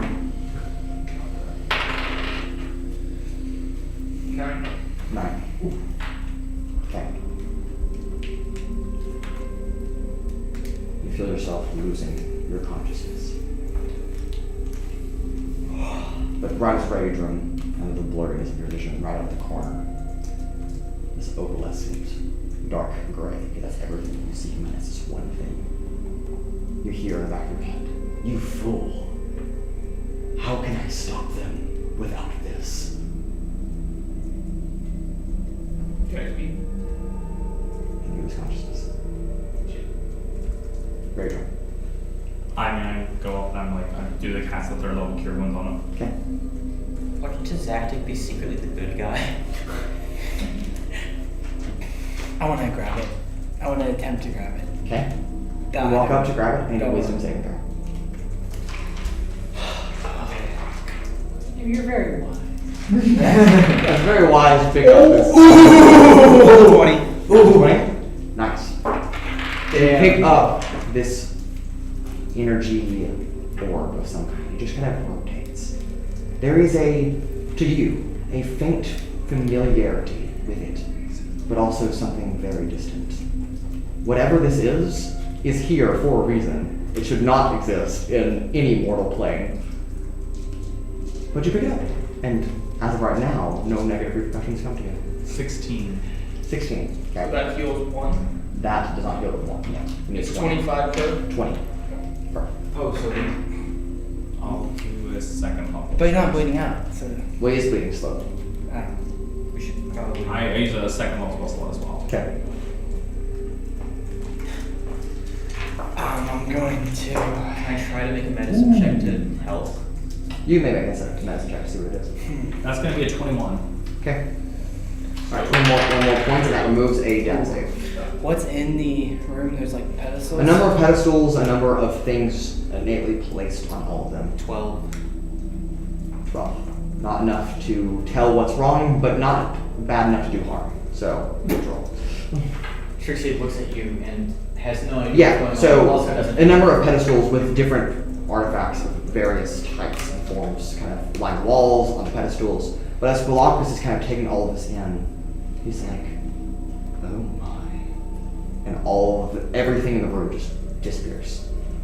Minus the orb that you're holding. Because you were holding I'm gonna do a medicine check as well on him. it. Okay. So where are we? That's We're just in You're the just room. in an empty room now. 15. 15. You're not sure what's causing this. I've never seen anything like it before. But whatever it is internal, but it's magical, but not magical. It's a mentally driven problem. So like Wild Shade. No. Magical but not I shall magical. use. Oh, I'm gonna use. Am I able to use all the charges of the box at once? No. But you can use them secretly after each other, so technically yes. Okay, I'm gonna do that. Then what is the healing? 2d8. Bro, I'll just use my energy, my channel divinity energy, and just heal. Okay. Then do it. Then do it. I was gonna use the box because we don't use the box that much. Yeah, we have a 60. cleric. Wait a second. 60 points. That removes a death save, and then you also get 40 of that. Well, It was 36, so yeah, you get So actually I- more than 60. Or more than 56. There you go. Thank you. Math works. This Galactus is just kind of staring at all of you. It's mostly staring at you, though, holding whatever this is. I would put that down. I would put it down as well. If he's telling you to put it down. I mean, if I smacked the ball. I smacked the ball. Okay. Make an attack roll against this sphere, not against Atlasia. Can I add my mod to it? Sure. 21. 21. You smack it out of Atlasia's hand, it just kind of bounces off the ground, and then just. What rolls? I run away. Does it explode? You can't really run away because Block is standing in the doorway. Okay, so then I go up to Spellacros and I say, let me out, let me out. Why? I'm scared. No.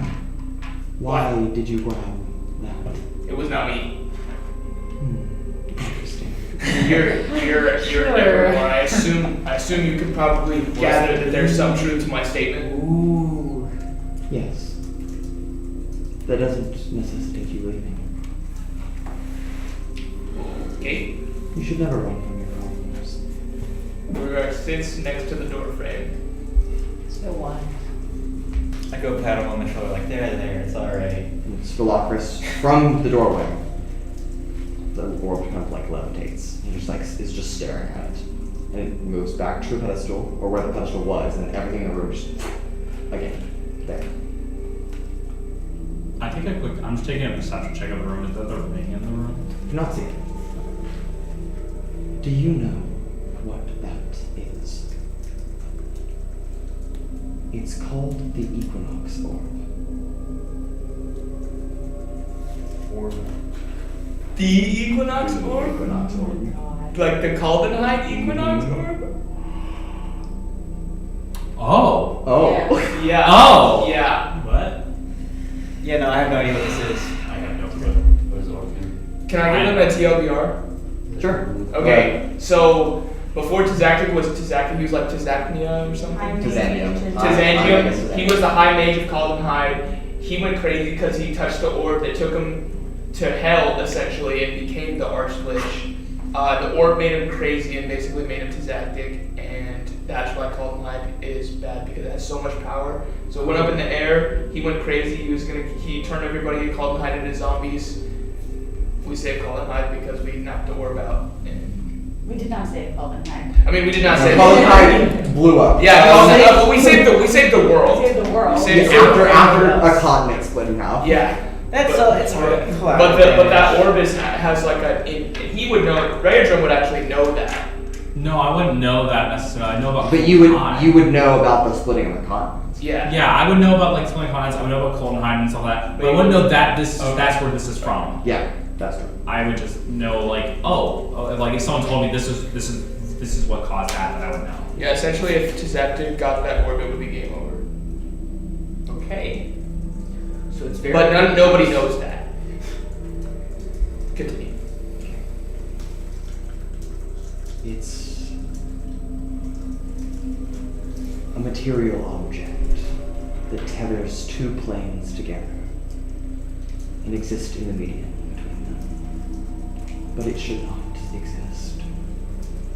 But it is not, to my knowledge or my decision, to cause its destruction. Instead, it was brought to me long ago. Or perhaps not that long ago, if it can't live remember. Time God is conceivable. Huh. Okay. So why can't we leave? It's not that you can't leave. I just have questions. What questions do you have? If it wasn't you, who was it? He can't say. Tizaktic. Oh, never mind. I am unfamiliar with this name. Any relation? He's a lich we fought, an archlich that we fought whenever we were in hell. And he wanted it. Essentially, we're fighting for control over my body. So it was Tizaktic. I was Regarding right. Interesting. But you don't want this. Interesting. Well, I suppose that creates a problem for you. But unfortunately, I cannot help you.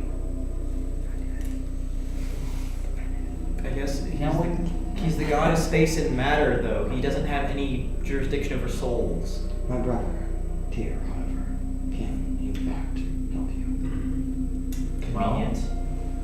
We have to go check on the brother anyway. I'll think we're coming to. Thank you, Spelunks. Could you help us? Spelunks. Do you either know where Tyr is, or could you help get us there? At the council. He's at the Cosmic Court. And what is the best way to get there? There are multiple passageways. If you could make it to Sigil, make it to Sigil.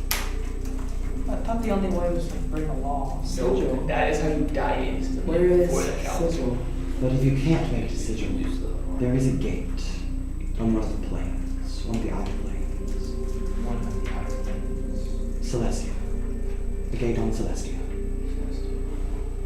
Celestia. We going to heaven, boys. No, we've been to hell. Might as well go to Yeah. Celestia. Well, I That's know way how to nicer get to than Celestia. Wait, hold on. Mount Rose. I would- You be paid. know more about Celestia than other people would. You But I would don't know know how how to to get get there, there. though. Yeah. Figured. Because it's typically only for people that die to go to, like, you go to heaven. Same with hell. I mean, it's like a punishment or a reward. Yeah, just But you made it into hell as living beings, so who's to say you couldn't make it to heaven? So, do you know how to get to Celestia? Could you reveal that information to us? Yes. I need time to recall. Let me read on it. No. Let me show you. Okay. Please, come with me. And he just like starts walking down the hallway. I start following. Okay.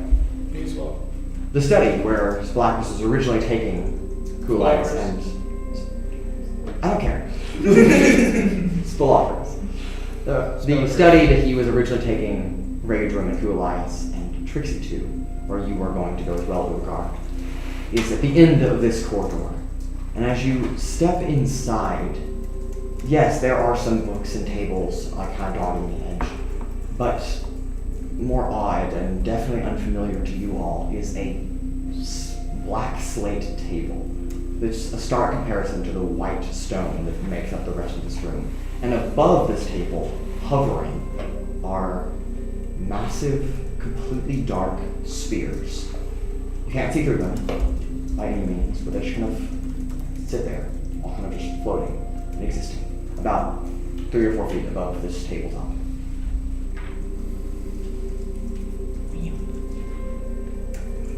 This is the Observum.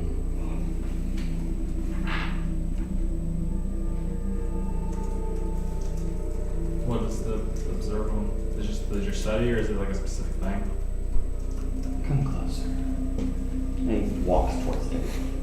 I can go closer. If you draw close, kind of reaches up, and the orbs, these ethereal, darkened spheres, kind of separate. And then, in a flash, they're filled with tiny white specks, all of them, some more, some less. And then it just kind of moves his fingers apart, zooming in to one of the spheres. You see giant clusters of swirling objects. Focuses on one, zooms. And again, you're taken further. You see a star orbited by tiny rocks moving kind of in circular motion. And then again, a little closer. And a familiar planet, Atlasia, comes into view. Here. And he points. And as he points, it zooms in further. A place that you and Atlasia have actually visited before. A shrine to Bahamut. Somewhere out in the ocean. So that's where we can go to mountains. We can teleport there. Yeah, we can easily get there. We've been there before. How interesting. So close to the entrance to Mount Celestia. Or Mount to Celestia. Maybe it's not a coincidence. And then you see him stop for a second. Those of you that are in this room, he almost freezes. His eyes kind of like twitch for a second, and they pulsate a little bit of a brighter blue. And he spins the plant. The whole thing just rotates. And at the moment, you're just looking at a bunch of water, just ocean water. There's a disturbance In force? in the universe. There, and he points, and just it's just water, just ocean water. Am I missing something? Is it in the water? On Aethian. Is it under the sea? I don't know. It's just there? Something is there. Something that should not be. Is it something that's invisible? And then he just kind of like draws out to the larger black spheres again.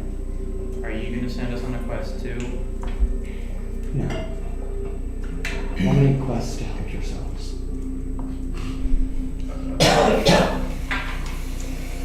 Okay. About this time, Flint and Nyx, after cooking a nice feast with the feast that's already provided, you kind of meander your way back through and do eventually arrive in this study chamber with the Observum. It's a nice little room. What's the party here? What are we looking at? Looking at apparently something that's not supposed to be there, but it's not the ocean, but he doesn't know if it's under the water or if it's invisible, but it just shouldn't be there. Huh. It makes my brain hurt. What if it's there, we just can't see it on the map? and stuff? Do we know about that or no? Atlasia knows. Atlasia knows what, like, you're looking for a god, okay. But none of us would know. Weird.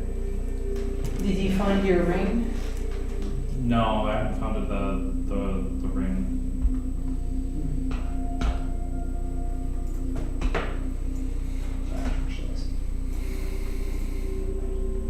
There's not like the ring's not in this room, right? No.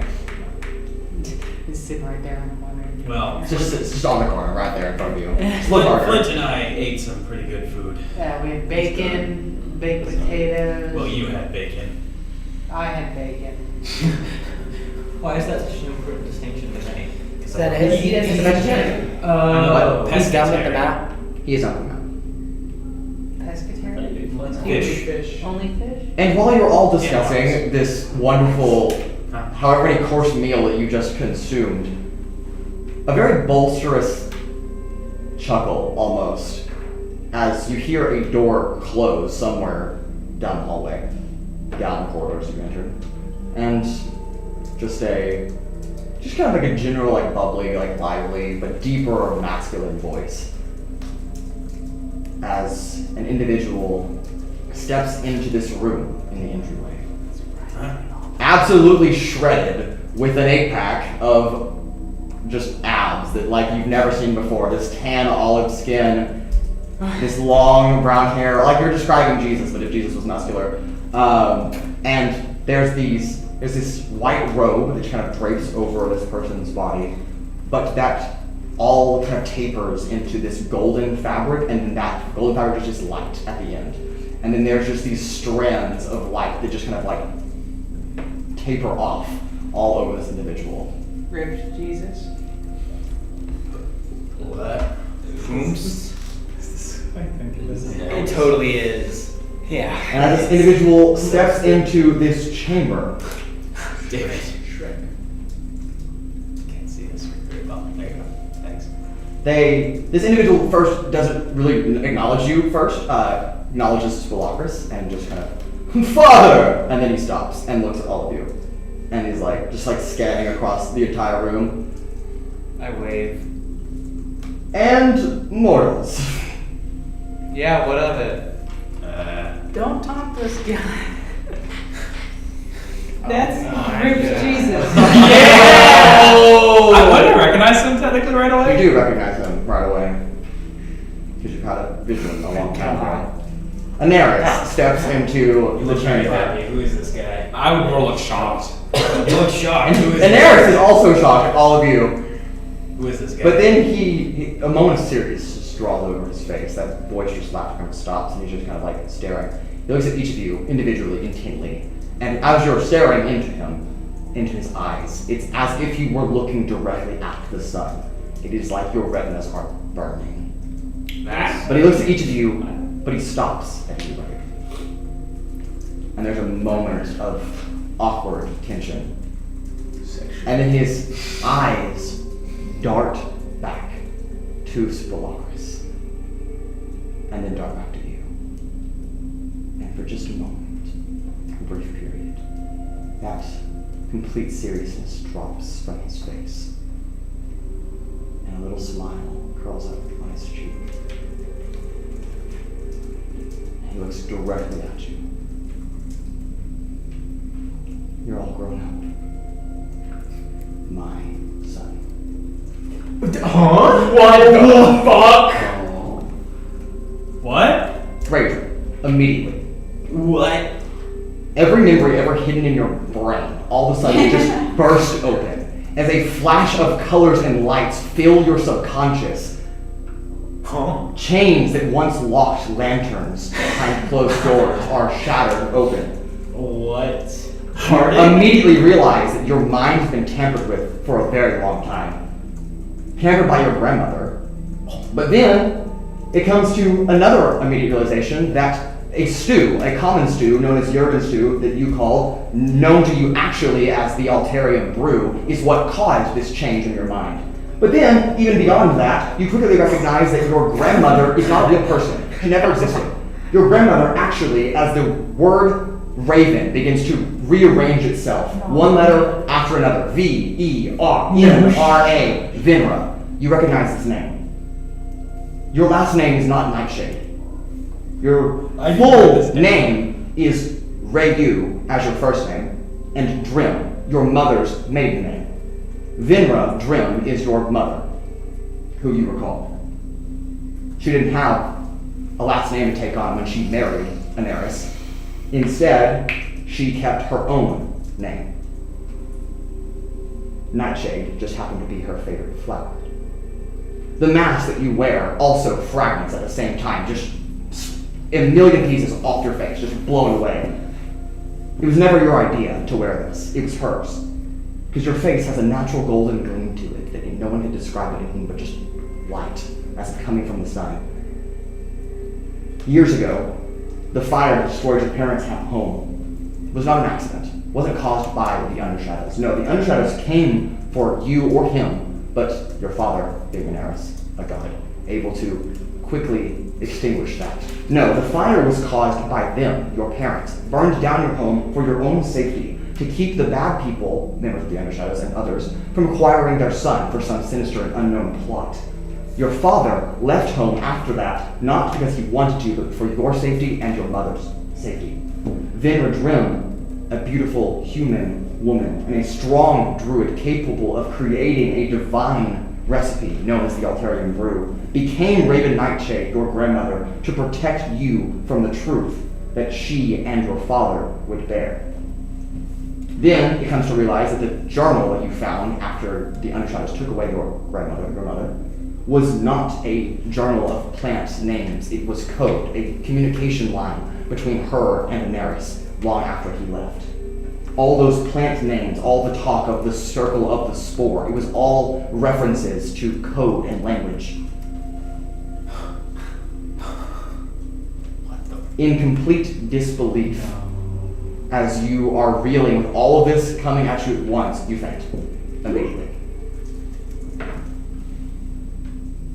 And just as you're kind of falling, almost slowly, as if gravity oddens a little bit, you hear Aneris's his voice. Do you remember that place we talked about? Bro is passed out. The one in the bell roof. That hiding spot under the bell roots. And your vision flashed to black. And that's where we'll take our break. What the fuck? We'll be right back to see what happens with this. Have we seen you with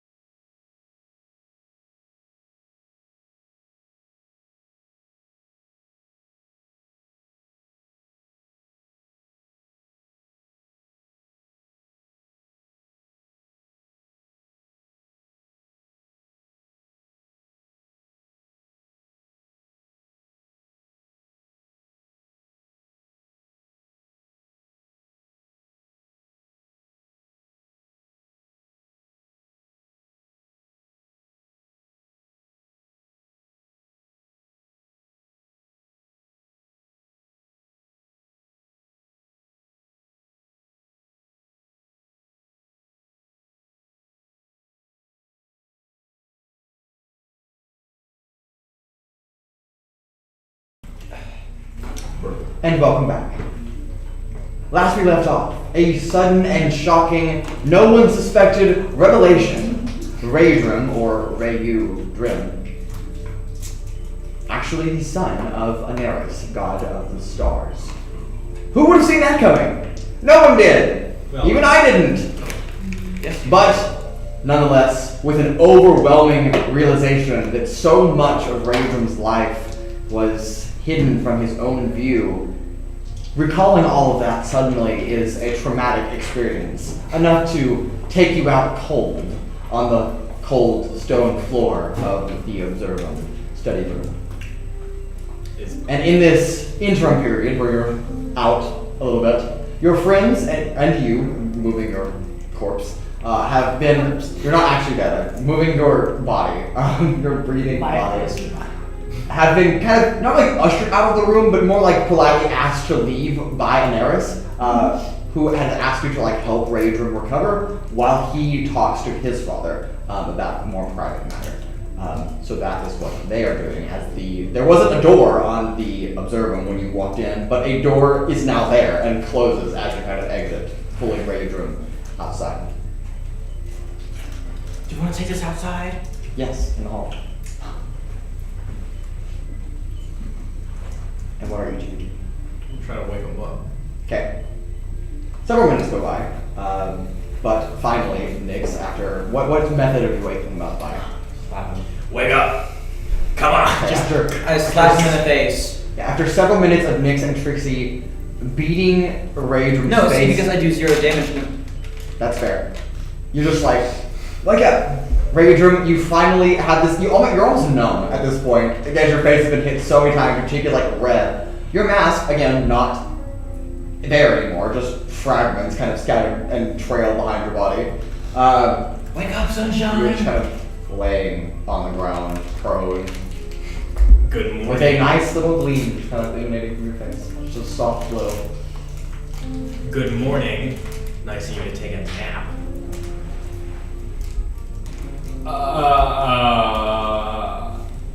Your face is glowing. Is that normal? Considering we just found out that he's Apparently? the son of the sun. Technically, you don't know that yet.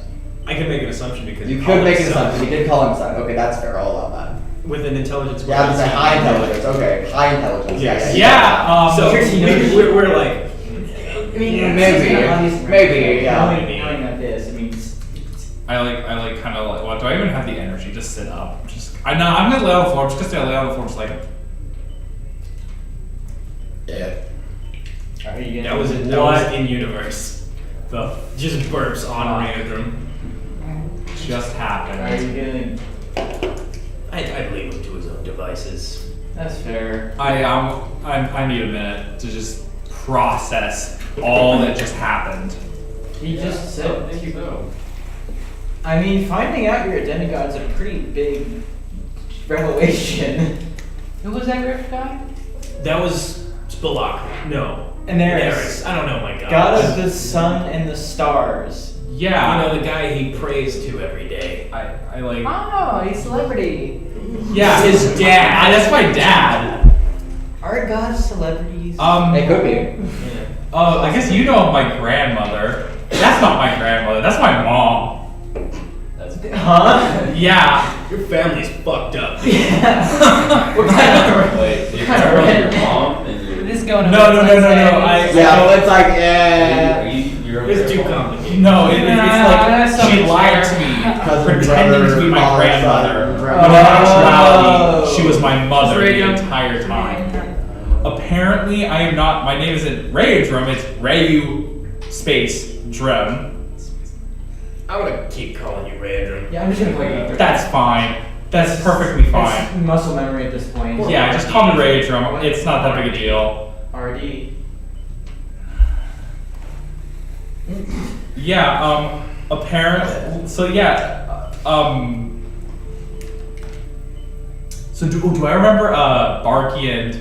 You do. Now remember Barky and Salix. What about the other members I that remember you had to give up? so much. Holy. You do, in fact, recall a memory that you did lose. Dallas. Dallas. I had forgotten about Dallas.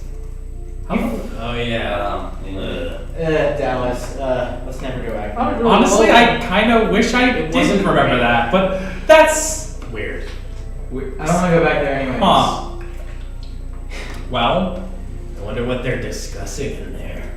I don't know, but apparently, well, Can I wait, hear, like, wait. the door? It's a thick door. If so, if Make a because perception check. Aneris called But, like- Spelocris his dad, does that mean Spelocris is my grandfather? 14. 14. Okay, you're listening, and all there is just like the faint, muffled, like just sound, just like vibrations, but you don't hear any words. Is my Okay, I'm not stone side? I'm gonna pretend that I heard them say that. that's Oh, I'm so gonna sad. pretend that I heard them, and I'm gonna be like, oh, sounds like they're gonna kill Flint. What? About fucking Oh. time. Damn. Oh, that's crazy. Don't. What? What? Nix, I don't think that's going to be the case. I Sorry, feel like if was that was that- the case, Spelocris would have Flint just starts killed him. running. It's like sprinting out. It all was of a joke. You know what? I don't care. He's enough. dying. No, I'm still down. It's only a joke if you believe Yeah. it's a joke. Yeah, I don't care. Is Flint seeing any artifacts? Oh shit, my mask. You passed by the Did you room. tell Francis to that kill has the Trixi at artifact, some I point? guess. No, I told They're her. all on pedestals. So Do apparently, they have cover on them? Yeah, Glass okay, cases it's like around right Wasn't here. it like not Yeah, so- or something? Yeah, something like that. What's in there? There's just I like just feel like everything makes there are a so couple of much more swords, sense now. couple But of like not at the stabs, same time. different like Like this other veil. Well, I don't jewelry, think- like there's like a necklace, several necklaces actually.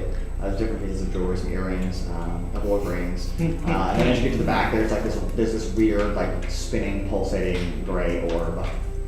Is that what stands out to me? Yeah, Yeah, the spinning. yeah. Is That's, he in the? he's in Gonna the follow him. Too late at this point. You walk down the hallway and he's gone. Okay, I go further down the hallway and go to a different door then. I'm gonna walk up to the spinning gray orb. Okay. What does it look like? Just a spinning. Just It's spinning just a gray orb. spinning gray orb. It looks to be made of energies, like an actual solid form.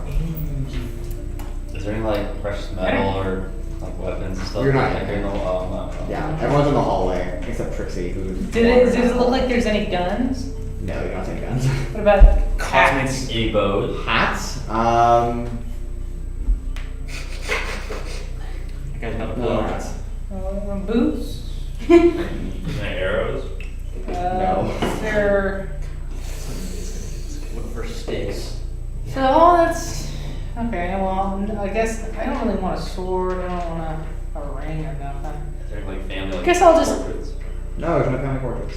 Don't get a close look at this spinning orb. I'll pick it up. Let's go for the glass case now. Oh, it's in a glass case. Yeah. I Do won't it. pick it up then. I'll just.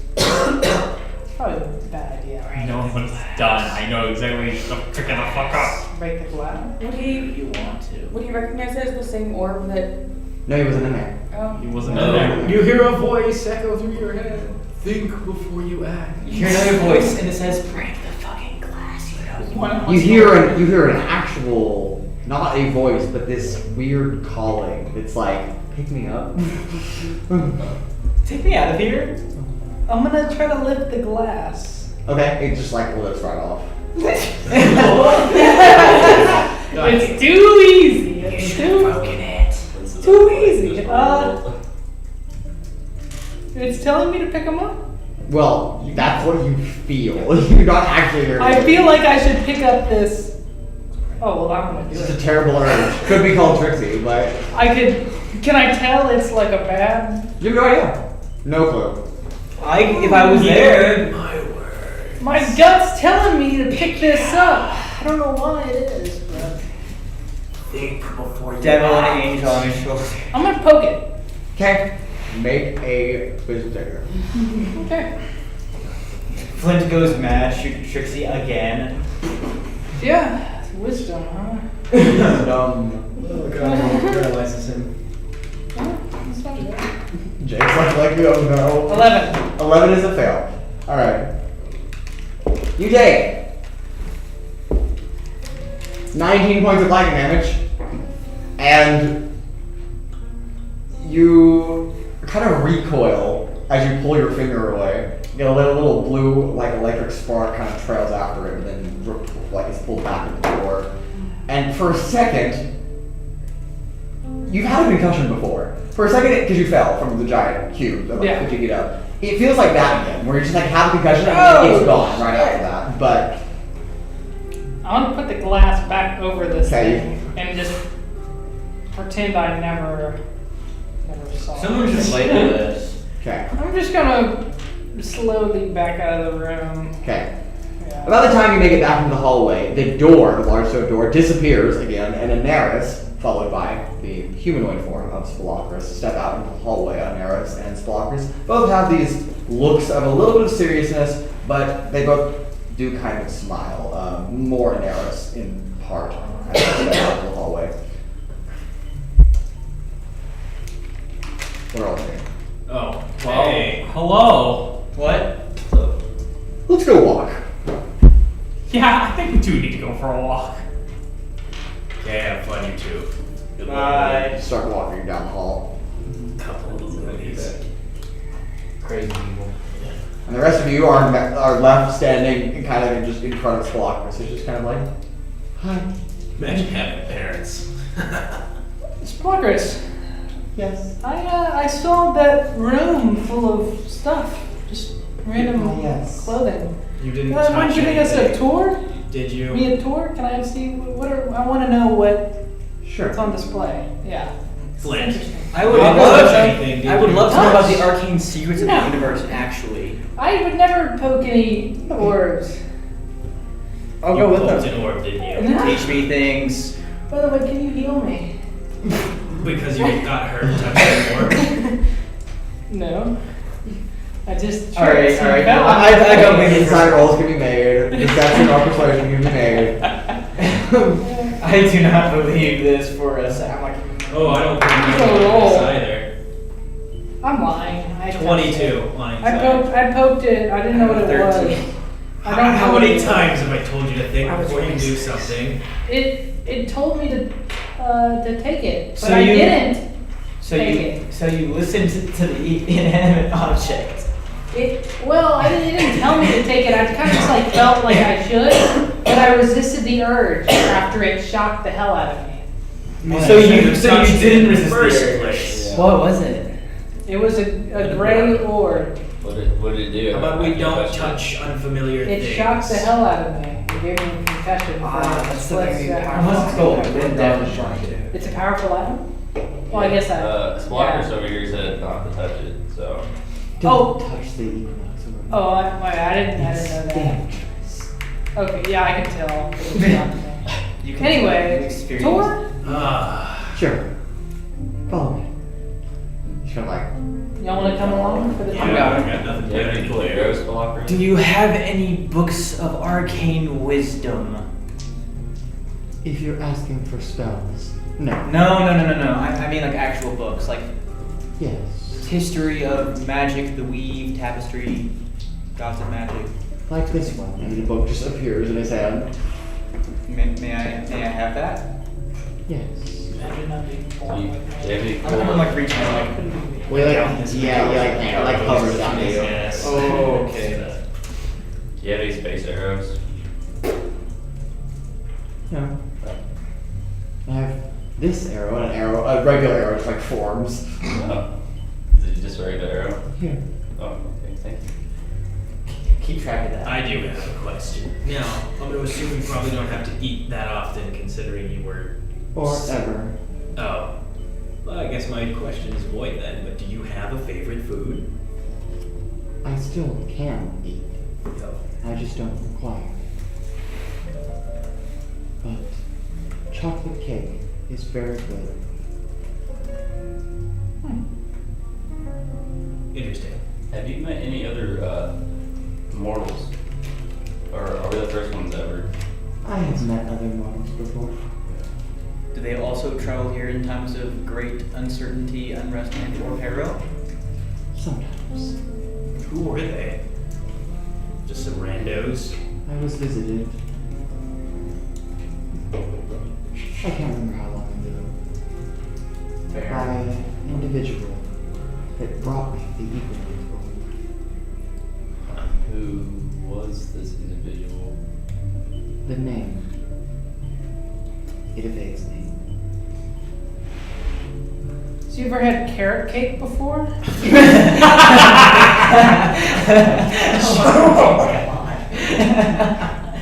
Is that carrots put into a cake? It's really good.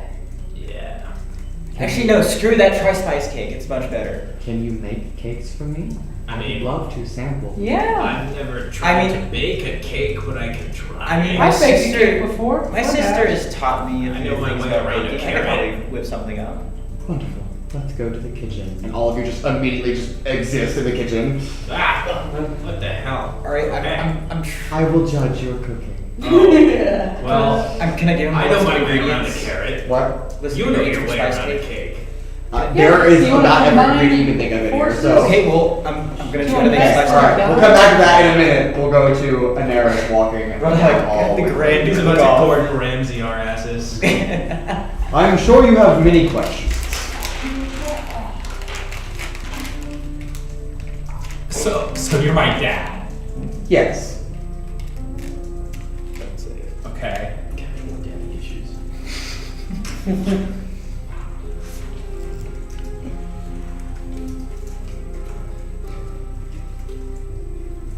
Is this the So No, it should. I guess what does that make me exactly? That makes you half deity and half human. Okay, so my mom was mortal, and you decided to. Was it you who decided to like tamper with my memories? Was my mom like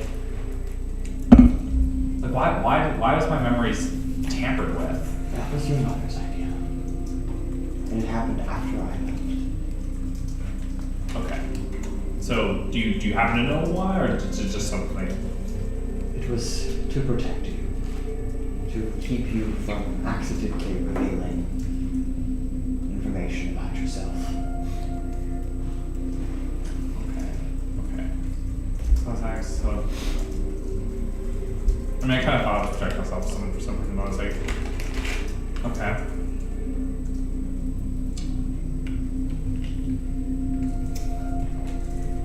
It's a lot to take in. Holy cow.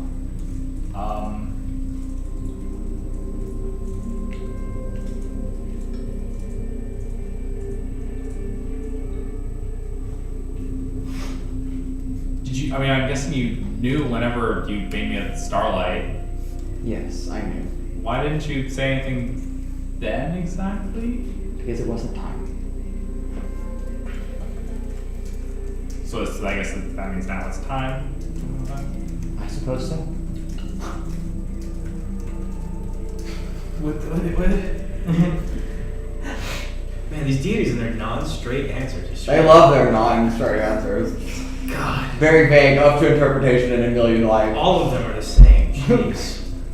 I feel like that's just kind of like a. I mean, obviously, yes, that is a time, but like, other than like, I guess us getting to Spolacris, like, I'm not sure exactly what makes it. Huh. This is a lot to take in, definitely. I guess. I understand that it will take time to process. Let's start with something simple. Your name. Ray.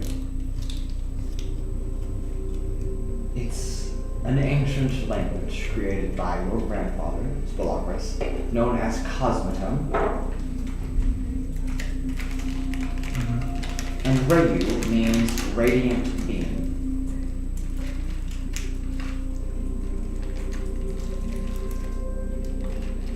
What was the language again? Cosmotum. Okay. Radiant beam. What does I guess is Dren? Drim is your mother's last name. Okay. Gotcha, okay.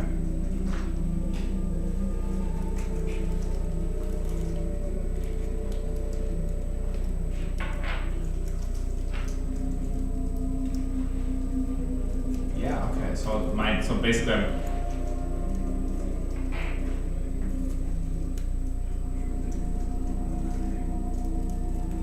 So my name is.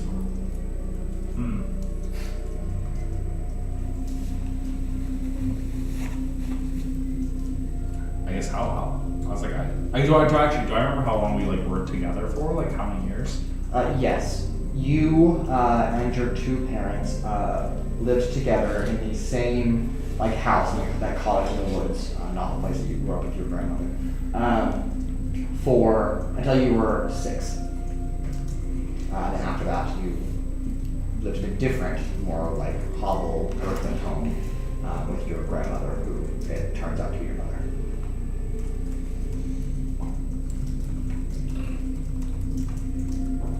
Do you happen to know if my mother's alive? We lost communication several years ago. Since then, I have come to terms with the unfortunate. That she's probably dead. Yes.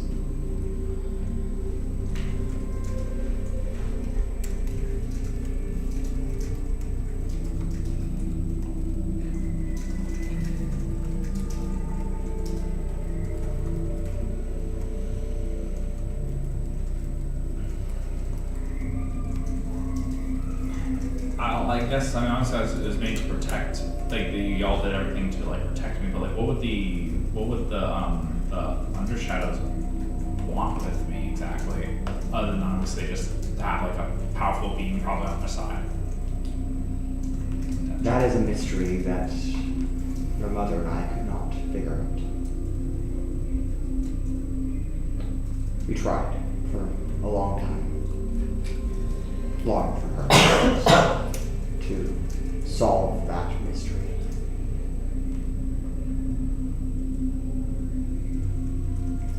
All we could really glean from investigating was that you were to be sacrificed for something. Some detestable, horrid act. What that would be for, I don't know.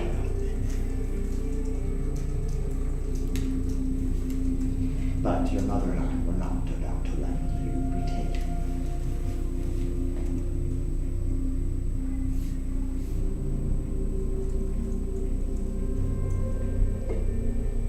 Out of character. Is there any like perception of time? Like, am I like about the same age that I thought it was roughly?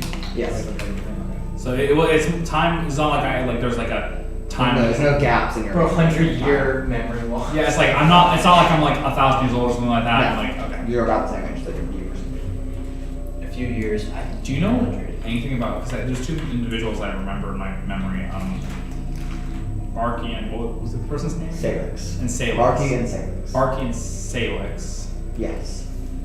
They were spirits from the Fey realm that your mother thought would be wise to assist you. She had a hunch, a feeling that something terrible was coming. And indeed it did, I suppose. Because that is the same time that I lost contact with her, which I believe you did as well.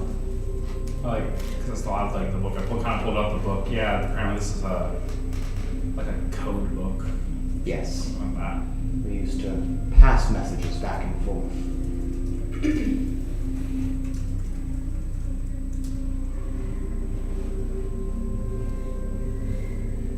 I apologize for not being there the majority of your lifetime. It's never something that I wanted. I mean, you did it to protect me. But on your end of perceiving things, growing up that father, I'm sorry.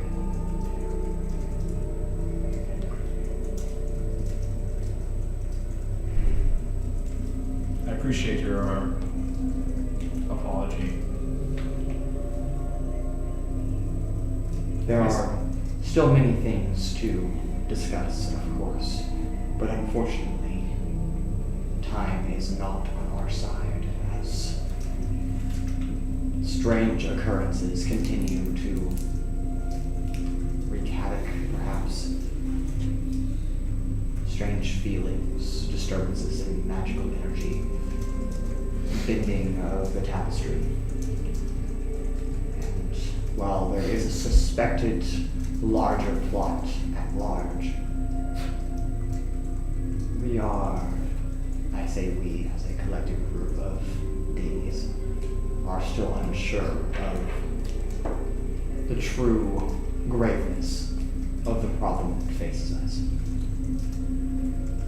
I apologize also for not responding to your prayers over the last several days. Did I hear them? Yes. But I have frantically been across the Astral Sea and back, several planes, and back to this one,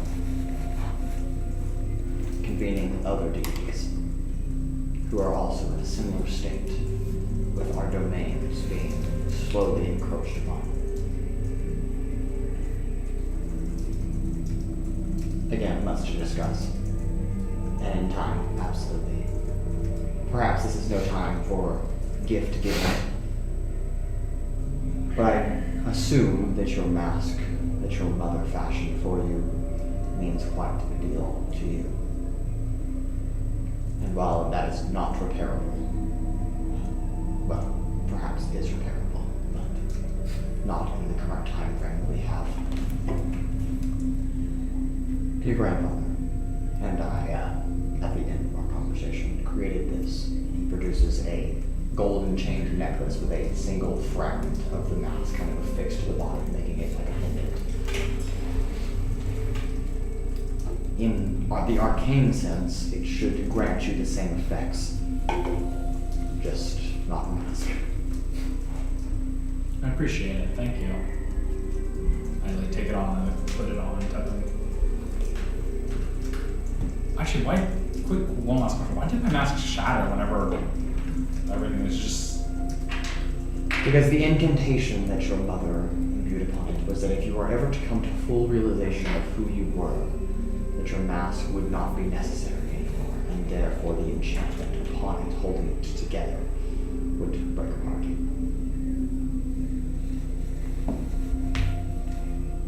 It's like a symbolic type of thing, okay. Yes.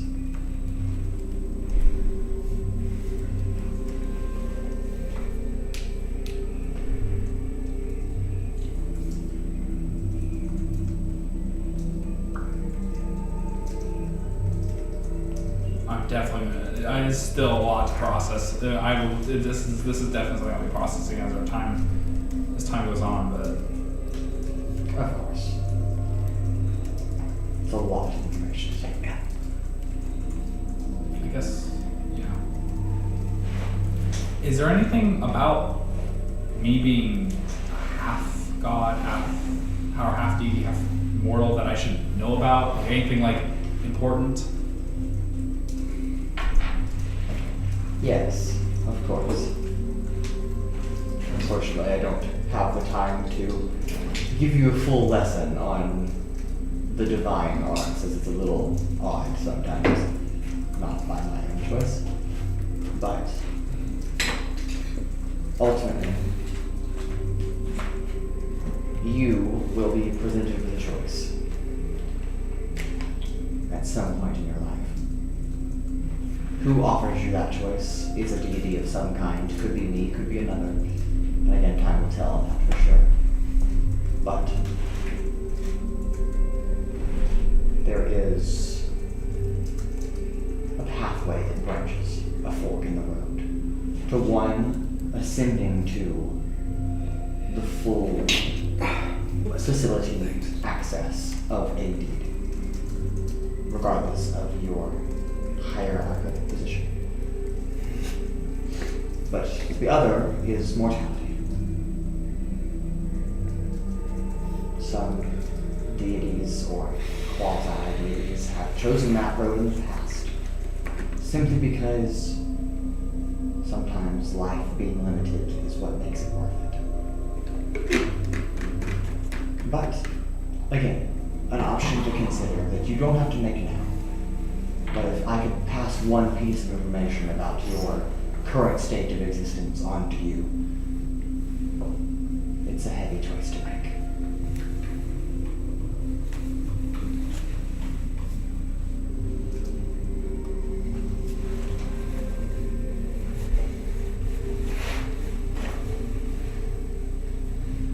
Back in the kitchen.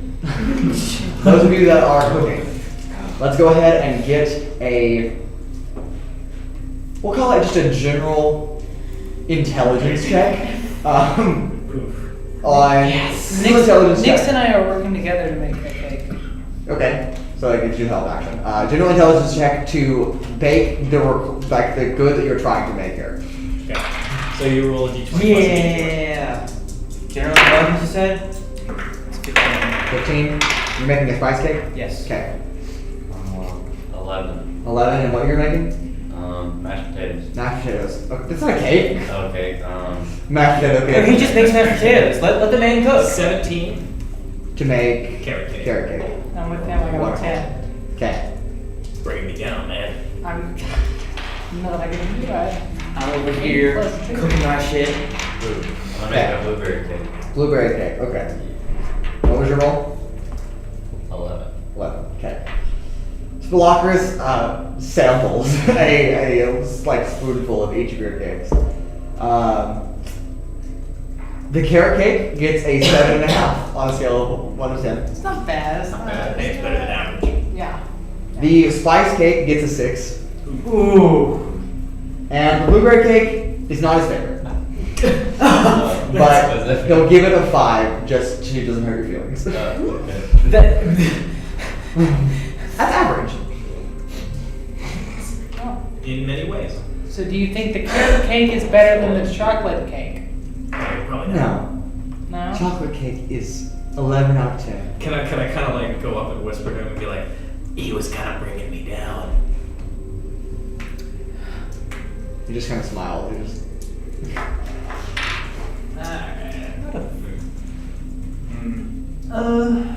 And then he's gone. He's not there in the kitchen anymore. Oh, well. Guys, let's go check out the artifact room. Are there any? Yeah, I'm not sneaking around this dude's Don't house. sneak around. He said feel like home, right? Said make yourselves at home. Make yourselves at home. That's why I just. I don't think he meant go snoop around and touch his We're not stuff. snooping around. We're just looking. That's the definition of snooping around. Yeah. Yeah, but we're not doing it. Looking like- around without their permission. But we in got their house. permission because they said. Yeah, I think he meant it more of like, feel at home, Actually, not go hold around on. and touch all my stuff. Wait, we're Yeah, not. I mean, I don't think you'd be so happy if we went to your house and just started touching not all gonna your do things, this. would you? Yeah, but he's a guy. Watch this all He's play gotta out. deal with all this. He literally just told you how important that orb you touched was. Well, I'll just You know touch what? something that's not You know what? more. Or just don't touch anything at all. Atlasia, you are in the kind of general throne room, just kind of Yeah. observing. That's right. About this time, Daenerys and Raudrem walk into this room, and shortly after that, Spelocris just exists in this room. He doesn't really teleport, he just kind of is there and is not there. Alright, so you get to watch a little bit of interaction here. Spelocris approaches you, Raudrem, in his human uniform, bearing a silver ring. On top of it is a square or rectangular cut stone of a deepish maroon color.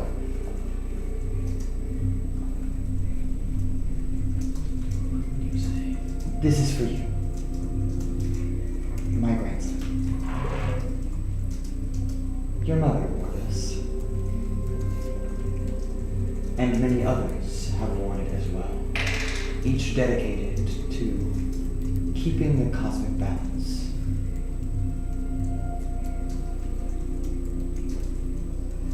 Take this as a token to remind you that the cosmos exists within you, and you in the cosmos. And he hands you the ring. You may add Twilight's ring the armament of creation to your inventory. Is it like a thing I can look up? It is a thing you can look at. Very nice. What's it called again? Twilight's Ring. Twilight Sparkle. No, wrong. And Eris is just kind of smiling and watching this happen. I take off the other ring I have. A ring of Eros, yeah. The ring of Eros, and then I put the other ring on in the same place. Okay. Do you mind if I add that ring to my collection? This one? Yes. I give it to him. Thank you. The god of space and time is a hoarder. He's ordered, back to order. It's like shiny. I don't quite. I don't know what you're necessarily wanting it for, but Plus it's been a huge help. Of my friends. that alone. Also, just to clarify, I did know when you walked in. Is that why all the weird space stuff was like Yes. not happening to me, but it's happening to everyone else? You are slightly resistant to the effects of cosmic matter. I'm not surprised. What? I kind of like thought you might know. Oh, you're looking at the ring. I'm waiting to look at it when I tune into it, Fair enough. because I want it to be in the thing of. So don't say anything. I will read it off whenever I get No, I around wasn't to it. saying anything. I was just reading. I mean, it's an armament of creation for sure. I'm excited. I already saw his 3 charges or something, and I'm like, I don't know what that is, but I'm on wait. You get the power of base. And Eris kind of speaks up after this interaction, a little bit of silence. Again, time is not in our favor, not a resource we have much to expend of. We can talk more on the spell chamber, but we must return to Arenavias Castle. Where's that? Oh, right. The castle we visited when we first came into space. Yes, I think that's. Did we get a cloak, right? Yes. We gotta get the cloak? I bet they have a teleportation circle there too. They do, yeah. Based. Yes. So, all right, yeah. That's what I'm let's- doing.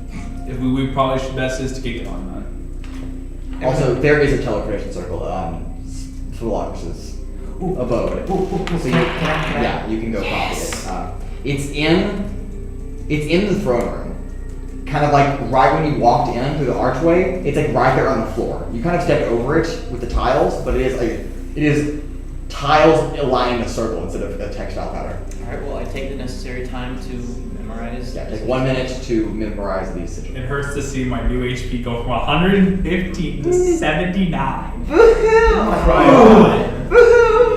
How much? You lost like half your HP. No. Oh, it's not even close to half. He had a constitution. Yeah, you had a constitution ring. Yeah. You 150 something? Where on the other 115. hand. Oh, Well, you can't 50, change that. 50. But I don't know. 50 Because you only have 50 slots. Oh, I could have attuned. Oh. Well, he already took the ring, so. Yeah. He knew. I hand over someone else. Fucking space hoarder. I know. He knew. I would do it. I was like, I'm gonna be nice. I'm gonna give it up. Of course you're gonna give We it. can lighten his pockets. Well, if your crew is ready, son, Yes. it is best to depart. This is literally the most. See, the, Yes, the let us campaign's get gonna going. Wait until you see some of the islands. No, honestly, this one's not that. We haven't even seen the clock yet. It's not that. Like, the crazy. campaign's- It's not that crazy. Yeah. No. There's But some it's pretty ornaments. wild. Saving all my. There's some money. ornaments I that just- said that we what have. do the that are glasses do? better Oh, than yeah. that. What do the glasses do? I'm so curious. I don't Oh wait, know. there is one. I didn't get to hear about the other one yet. The last one. Yes, glasses. There are glasses. Yes. Guess for Trixi. They're on some elven I'm lane. guessing, probably. In all likelihood. Hell yeah. Hell yeah. They're on some elven Trixi's lane. gonna be. They're all Okay, some I am lady, Radius, some bald I am lady. Ratchet, Oh. Magic, and Knowledge. Yeah. Okay. Some Alright. bald elf lady. Let's get going. Bold elf. Okay. Flint, your companions are ready to leave. Alright, fine. We Leave can. my father's reliquary behind, please. Alright, I'll whip the shit. Told around. you. Dumbass. That was under the breath. Yeah. I'll put It's it. Philocrates. As you exit down the corridor, start walking that way through the archway towards the front door again. You see, once again, the teenage human boy kind of just smile at you, and then, in a flash, the Titan, once again, sitting on the throne. That's pretty based. Pretty base. It's pretty based, but I do say so myself. So with that, all of you exit Soaron's comet, or what you now know is actually Spelunks' comet. And you reboard the Spelljammer, and in a very quick movement, Flint kind of just dislodges the ship from the comet, and it's gone. The I campaign's gonna be great. I spent an hour now attuning to the ring as we Okay. go. And quickly returning to Where we're going to the castle, huh? Yes. We're going to Oh boy, what does this ring do? That's a lot of text. It is, and it is. Yeah, what does it do? What does it do? Alrighty. Of text. From baseline stuff, you get It's good, plus but 2 To any stat. of your choice. Well, how y'all have all read those? Yeah. Let me read this. Let me read this off. I don't care if y'all read it. A legendary ring of silver with a deep reddish gemstone, known as the Twilight Gem, fixed on. That's up. When attuned, the wearer gains a +2 to one stat of their choosing. This ring has 3 charges and expended at any point as a bonus action to use the ring's ability, Altered Horizons, in which the attuned gains a +2 to all saving throws and becomes immune to the grappled, petrified, restraining charge, paralyzed condition for 1 minute. The ring regains all of its expended charges of Twilight when it is exposed to the open sky. Alternatively, all 3 charges to be expended at once to activate the ring's greater ability. Twilis. Good luck pronouncing that. Fenestidium. No. Which It's okay. blinding light or pitch darkness emits across a 20-foot radius sourcing from the wearer. The wearer is immune to these effects, and they last for 1d4 rounds. All creatures in space are automatically subject to the effects. Darkness. It disadvantages on all attack rolls, prevents new spells from being cast, imposes difficult terrain, and deals 1d4 necrotic damage every round. Bruh. Light prevents concentration on any spells, calls for a DC 17 con save throw, or invokes blindness, and deals 1d6 plus 1 radiant damage every round. It's I pretty. don't know how pretty you up. keep track of all that. That's a lot to keep track of, but I believe that they can do it. Now I gotta pick the thing I put a +2 in. Wisdom. Yeah, you'll have to manually add that to your stat, by the way. Yeah. I was gonna choose charisma rating. Wouldn't let me do it. To make up for. I thought the But he misfire never uses was charisma. complicated. I thought that was complicated. Legendary things get pretty complicated. It doesn't do one thing really well. No, it does a bunch of That is not the right one I wanted to put it in. But aboard the Spelljammer, once again, Flint and Leary Von Reich pilot the Spelljammer across a star-speed distance to Arenovias Castle. Yeah, we're going fast now. Very fast. Like we get there in what, an hour maybe? Yeah, an hour or 2. Like, Damn. real quick. At least we can outrun like creatures now. We can outrun basically Outrun about everything. We won't get attacked. most things. We can outrun. Wait, can the almost- +2 go above 20? Magically, yes. Okay. My guy with 22 wisdom. That's why I was asking, because I was like, technically, the Or if you want to recover some hit points back, you put it in coin. But that is the other one I was thinking of. But you can also have 22 wisdom. It's just a +1 to all wisdom stuff. But plus Well, one. that includes all your spells. That's so good though. That's so good. That's why I was kind of thinking like, it's honestly really that, it's good. up to you.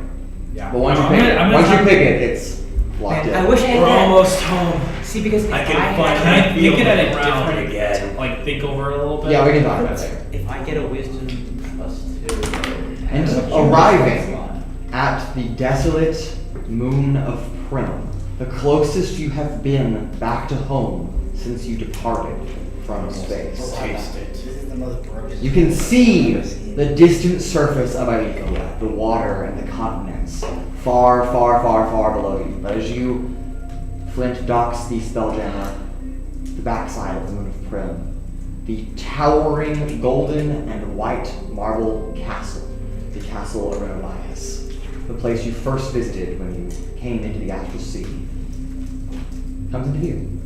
Anaris is also aboard the Spelljammer with you.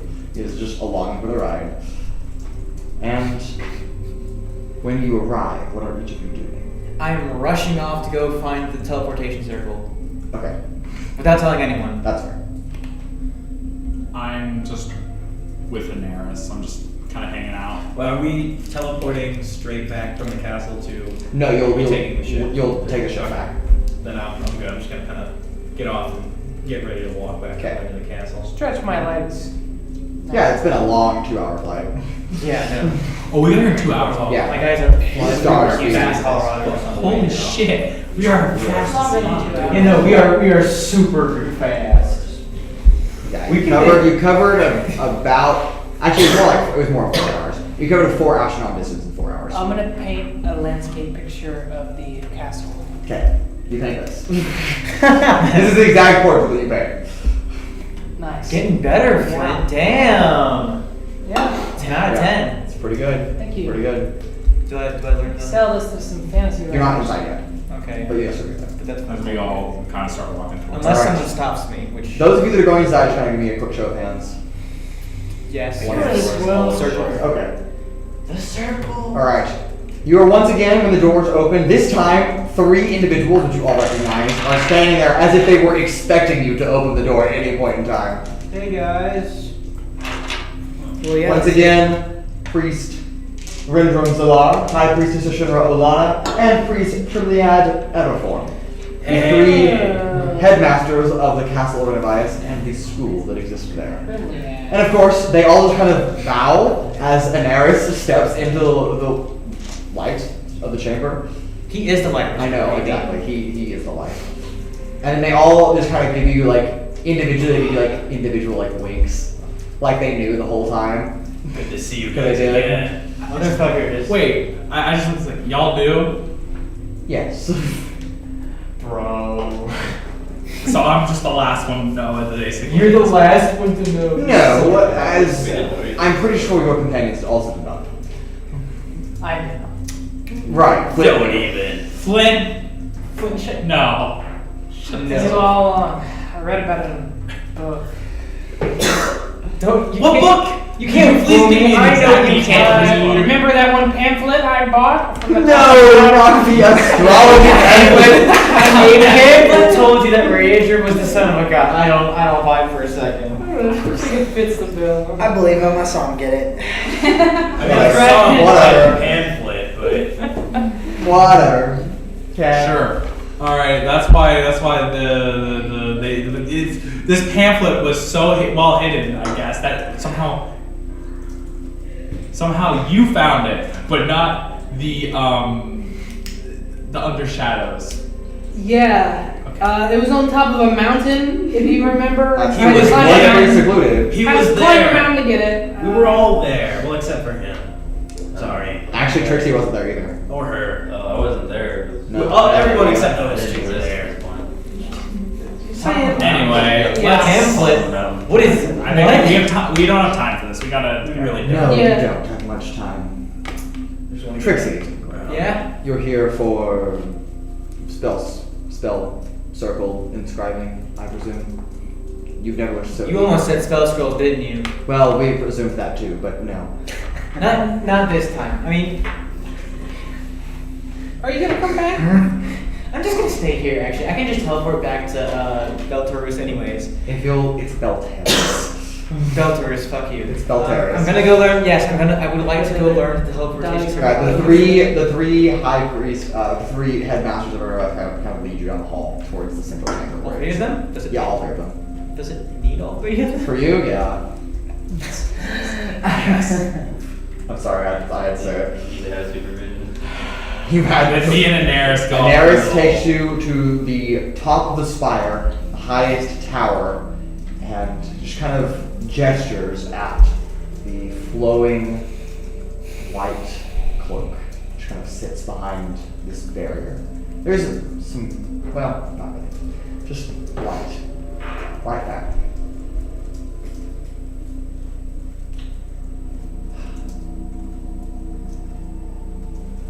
told your mother a long time ago that when you were of age, that I would pass this on to you. No one outside of the Starlight's organization has ever worn it. But you are not outside the Starlight's organization either. So, he just kind of like glances over, his hand kind of like reaches up, and the barrier, this ethereally, translucently pink, just kind of drops. And the cloak kind of levitates and floats down, floating by itself, and just kind of hovers there next to him. Your old cloak. We'll use that as a decoy. Here. Funny. So I like take off the clothes. Yes. That's what Trixi would do. As you take it off, he kind of takes it in hand and then puts it back up and raises the barrier again. The cloak just kind of opens, like it's standing there waiting for you to just slip your hands through. I step forward and slip my hands through. As you do, golden fabrics begin to wrap around, like the waistband and then over the shoulder straps and on the ends towards the hand. And the little hood has its little golden ornaments on it as well. And you may also add the other armament of creation, Anaris' star. Bro, 2 in 1. 2 in 1. It's gotta be a new record. Actually, no, it's not. It's not. We've definitely gotten. We've gotten 3 in one session before. Yeah. But that was like That the was big. during our all day event though. Dude, I looked at that clothing. If I roll with stars. And hello, Anaris' star. Teeth blue. No, I can run these. No, they're not. It'll take some time to get your bearing while wearing it, but Just immediately flies off. if you need any, Dude, that's the best item, right? if you need any yeah, it's the best advice item to wearing it, the only person that is still alive that has worn it, that has been passed on through generations, is High Priestess Shinra Olana. If you'd like to inquire about it all, Tips and tricks. tips and tricks. Is that what she's wearing? No, that's not what she's wearing. She wore That's the best wore ornament. this. Oh, Yeah. fucking god. Oh, yeah. There's not even an ornament that ever gets close to that. Yeah, there's no contest. That's the best. yeah. There's literally no ornament that's ever gonna get close to how far Do I automatically attune to this thing, or is You it? do actually. This The one cloak is different. just bust. It's just built different, bro. It's literally just completely Yo, this broken. image of the cloak looks awesome. It's game breaking. What is it? No, it's do? not. This. What does It it do? is. It's not game breaking. I don't think it makes me look like a hat. I'm not giving it to you. It's game breaking. What is it? What is it? It's pretty. Okay, It's fine. pretty good, Okay, but let's see. Oh my god! No! Yeah. What the fuck, man? It's not game breaking. It's not game breaking. But it makes everyone else's ornaments seem Like, kind of useless. I'm not gonna lie. False. You should pull up. What do you mean True. balls? This is not true. Dude, I would have had that cloak any day of the week. I'm pretty sure any of the magic users would rather have that cloak. Yes! That cloak is literally 3 times more powerful than any shit I ever got. All I'm saying is, that's You bonus can action. concentrate on In two comparison spells to at the same this. time. And you can choose to make any spell a That bonus is action. That literally. One spell. Like any one spell. For one turn. Yeah, that's literally game But breaking. it's just one turn over. Which means you can It has to be two of one high-powered- action or less. Yeah, that's, you can still concentrate on Wait, two what is fucking it? spells. Here, I'll hold up. For one turn though. That's still 2 concentration spells. With one turn of overlap. Yeah, that's... I'm not in the campaign. The possibilities of that though, just, there's so much. So like basically what it is like I can cast the 2 leveled spells, Like I Yes. aspirate. and then if I And cast if they're both concentration spells, you can maintain them for up to one turn of overlap. So then Anything- after that anything and then beyond you that have to choose one turn. that you did. Yeah, then one drops and one will continue.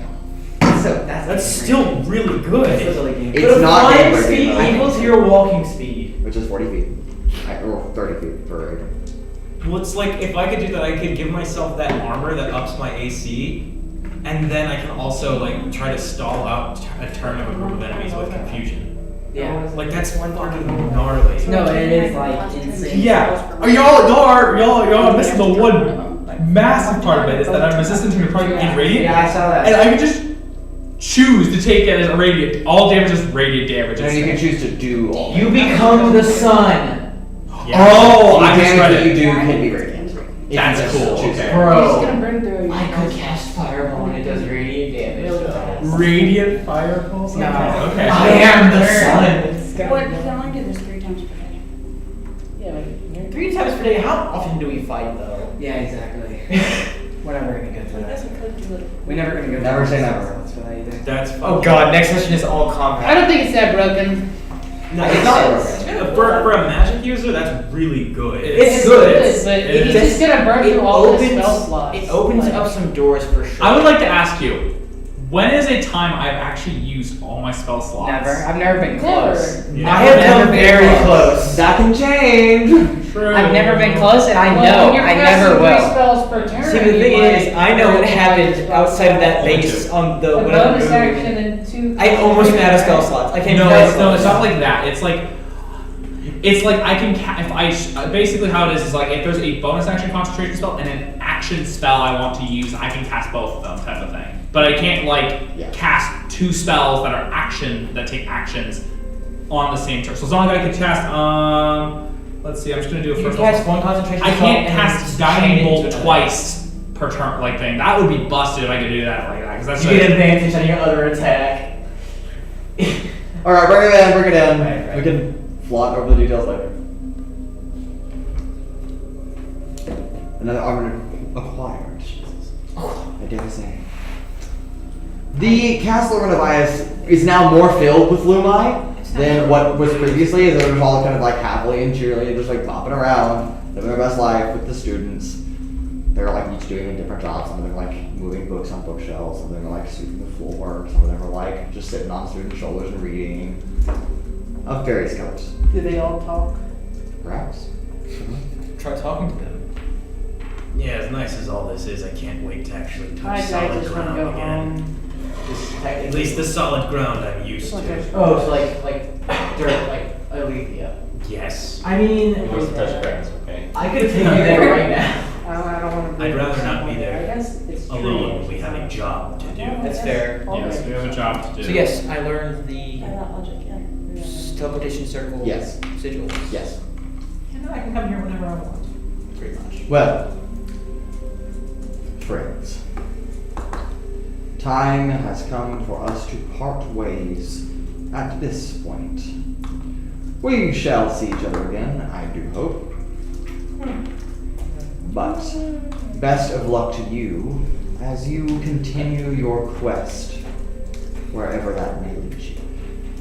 This is Daenerys. And he just kind of smiles at all of you. And you can leave whenever you're ready. He's still there. I'm like, I didn't even say anything. I just go back to the ship. Like, thank you. And leave. Don't we know? Nice to meet you. I think Trixie's actually all spells cooled out for once.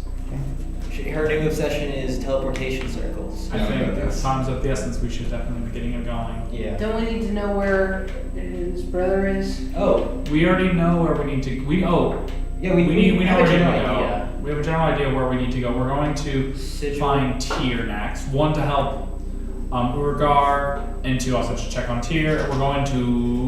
We're going to make it to- Celestia. Oh yeah, we're going to heaven, huh? Do we have to fight by that shrine of Bahamut? Turtle monster. Yes, we have a All right, shrine of I'll- Bahamut, so I don't know, try. technically, if we wanted to, we could just go straight I'm from gonna get on the- here to there. We gotta put our ship. We should check But in I'd with. rather land on. No, because we gotta put our ship. We gotta check in with Urogar and bring these technology. Urog. It's Urog. Why did all of you make it mistake? Technically, we're gonna we bring haven't all had a this chance to- technology to them and change the world. This is all advanced technology. Could use a lot of But this. you know, someone's gonna use this Stocks. for warfare, though. And it's probably. And I'm all for it. That means I get some cooler guns. That means I get a. Families will die, Flint. And that's a price that could be paid. Oh my god. They could be bad families. With Goodbye, bad father. children. No, sorry. Fine. He already hates the ghosts and the children and the ghost children, so like he's all for I it. start walking back to like It's not a very tempting case, y'all are. And one by one, each of you leave the castle of Renavias and return to the Spelljammer for one last voyage. From the moon to the planets of everything. A descent into an actual, real, familiar atmosphere. And then to Nexus City, which looms ever so distant, drawing closer and closer. It's so good to be home. Well, I will say, space is better than hell. Okay, I don't think anybody's gonna dispute that, but It's hell. That's a very low bar. Like, down, low, Yeah. low. Well, let's hope that heaven's a lot better, or Celestia. If it isn't better, then our understanding of the outer planes is wildly misguided. Perhaps. Watch heaven be worse than hell. That would be a shocker for sure. we're all just Many blind. things to contemplate. Yeah. Where does the path lead next? Maybe to heaven, maybe elsewhere. But questions have been answered, and more questions have come too. And that's where we'll go ahead and end our episode for this evening. Thank you all for joining us in this very special Halloween episode. We are officially finished with Chapter 13, Glory Questions of the Galaxy, which means level 13 Yes! is upon all of you. Yay! I get a single new spell. Woo! I get 2 spells. We will go ahead and roll 4 hit dice really quick. You can go ahead and get your hit points done. Remember that you are welcome to re-roll a 1, but you must take the new dice roll. I'm just gonna reset Don't forget to add your con modifier I'm to gonna reset that. my max HP to what it was before stealing Aw. just because he doesn't need it. Okay. Alright, I got 8. So Okay, what? pretty good. So how do I know what my hit dice is? Yeah, but that was 3 You're a plus wizard, it's a 5. d6. Yeah, I mean, I'm at 84 now. Okay. Okay. Wait, it's a D6 or a D10? His is a d6. Oh. As a ranger, I believe you're a d10. I'm at 112. 5. That's pretty good. We're good. I'm gonna roll 2. Wait a minute. Don't forget to add your con mod to that as well, which D&D Beyond will automatically calculate when, Okay. when you level up, yes. It will automatically populate that. So wait, how do I? When you go, if you go back to editing your character sheet, it'll have a level up option. Okay, so 7. I'll, 7? but Okay. won't it add HP on its own though? That's if you do can manual, do not it. Yeah, you can do a roll option. But that's if you did automatic instead of manual. So it's Yeah, 7? do manual / roll, not automatic. How? We'll go over options in a minute. I'll help you out with that. Anybody else have any questions? We're good? Okay. Alright, again, thank you very much for joining us. And we will see you next time as the adventure continues with Chapter 14. Huh? Name to be revealed. Why is As it always.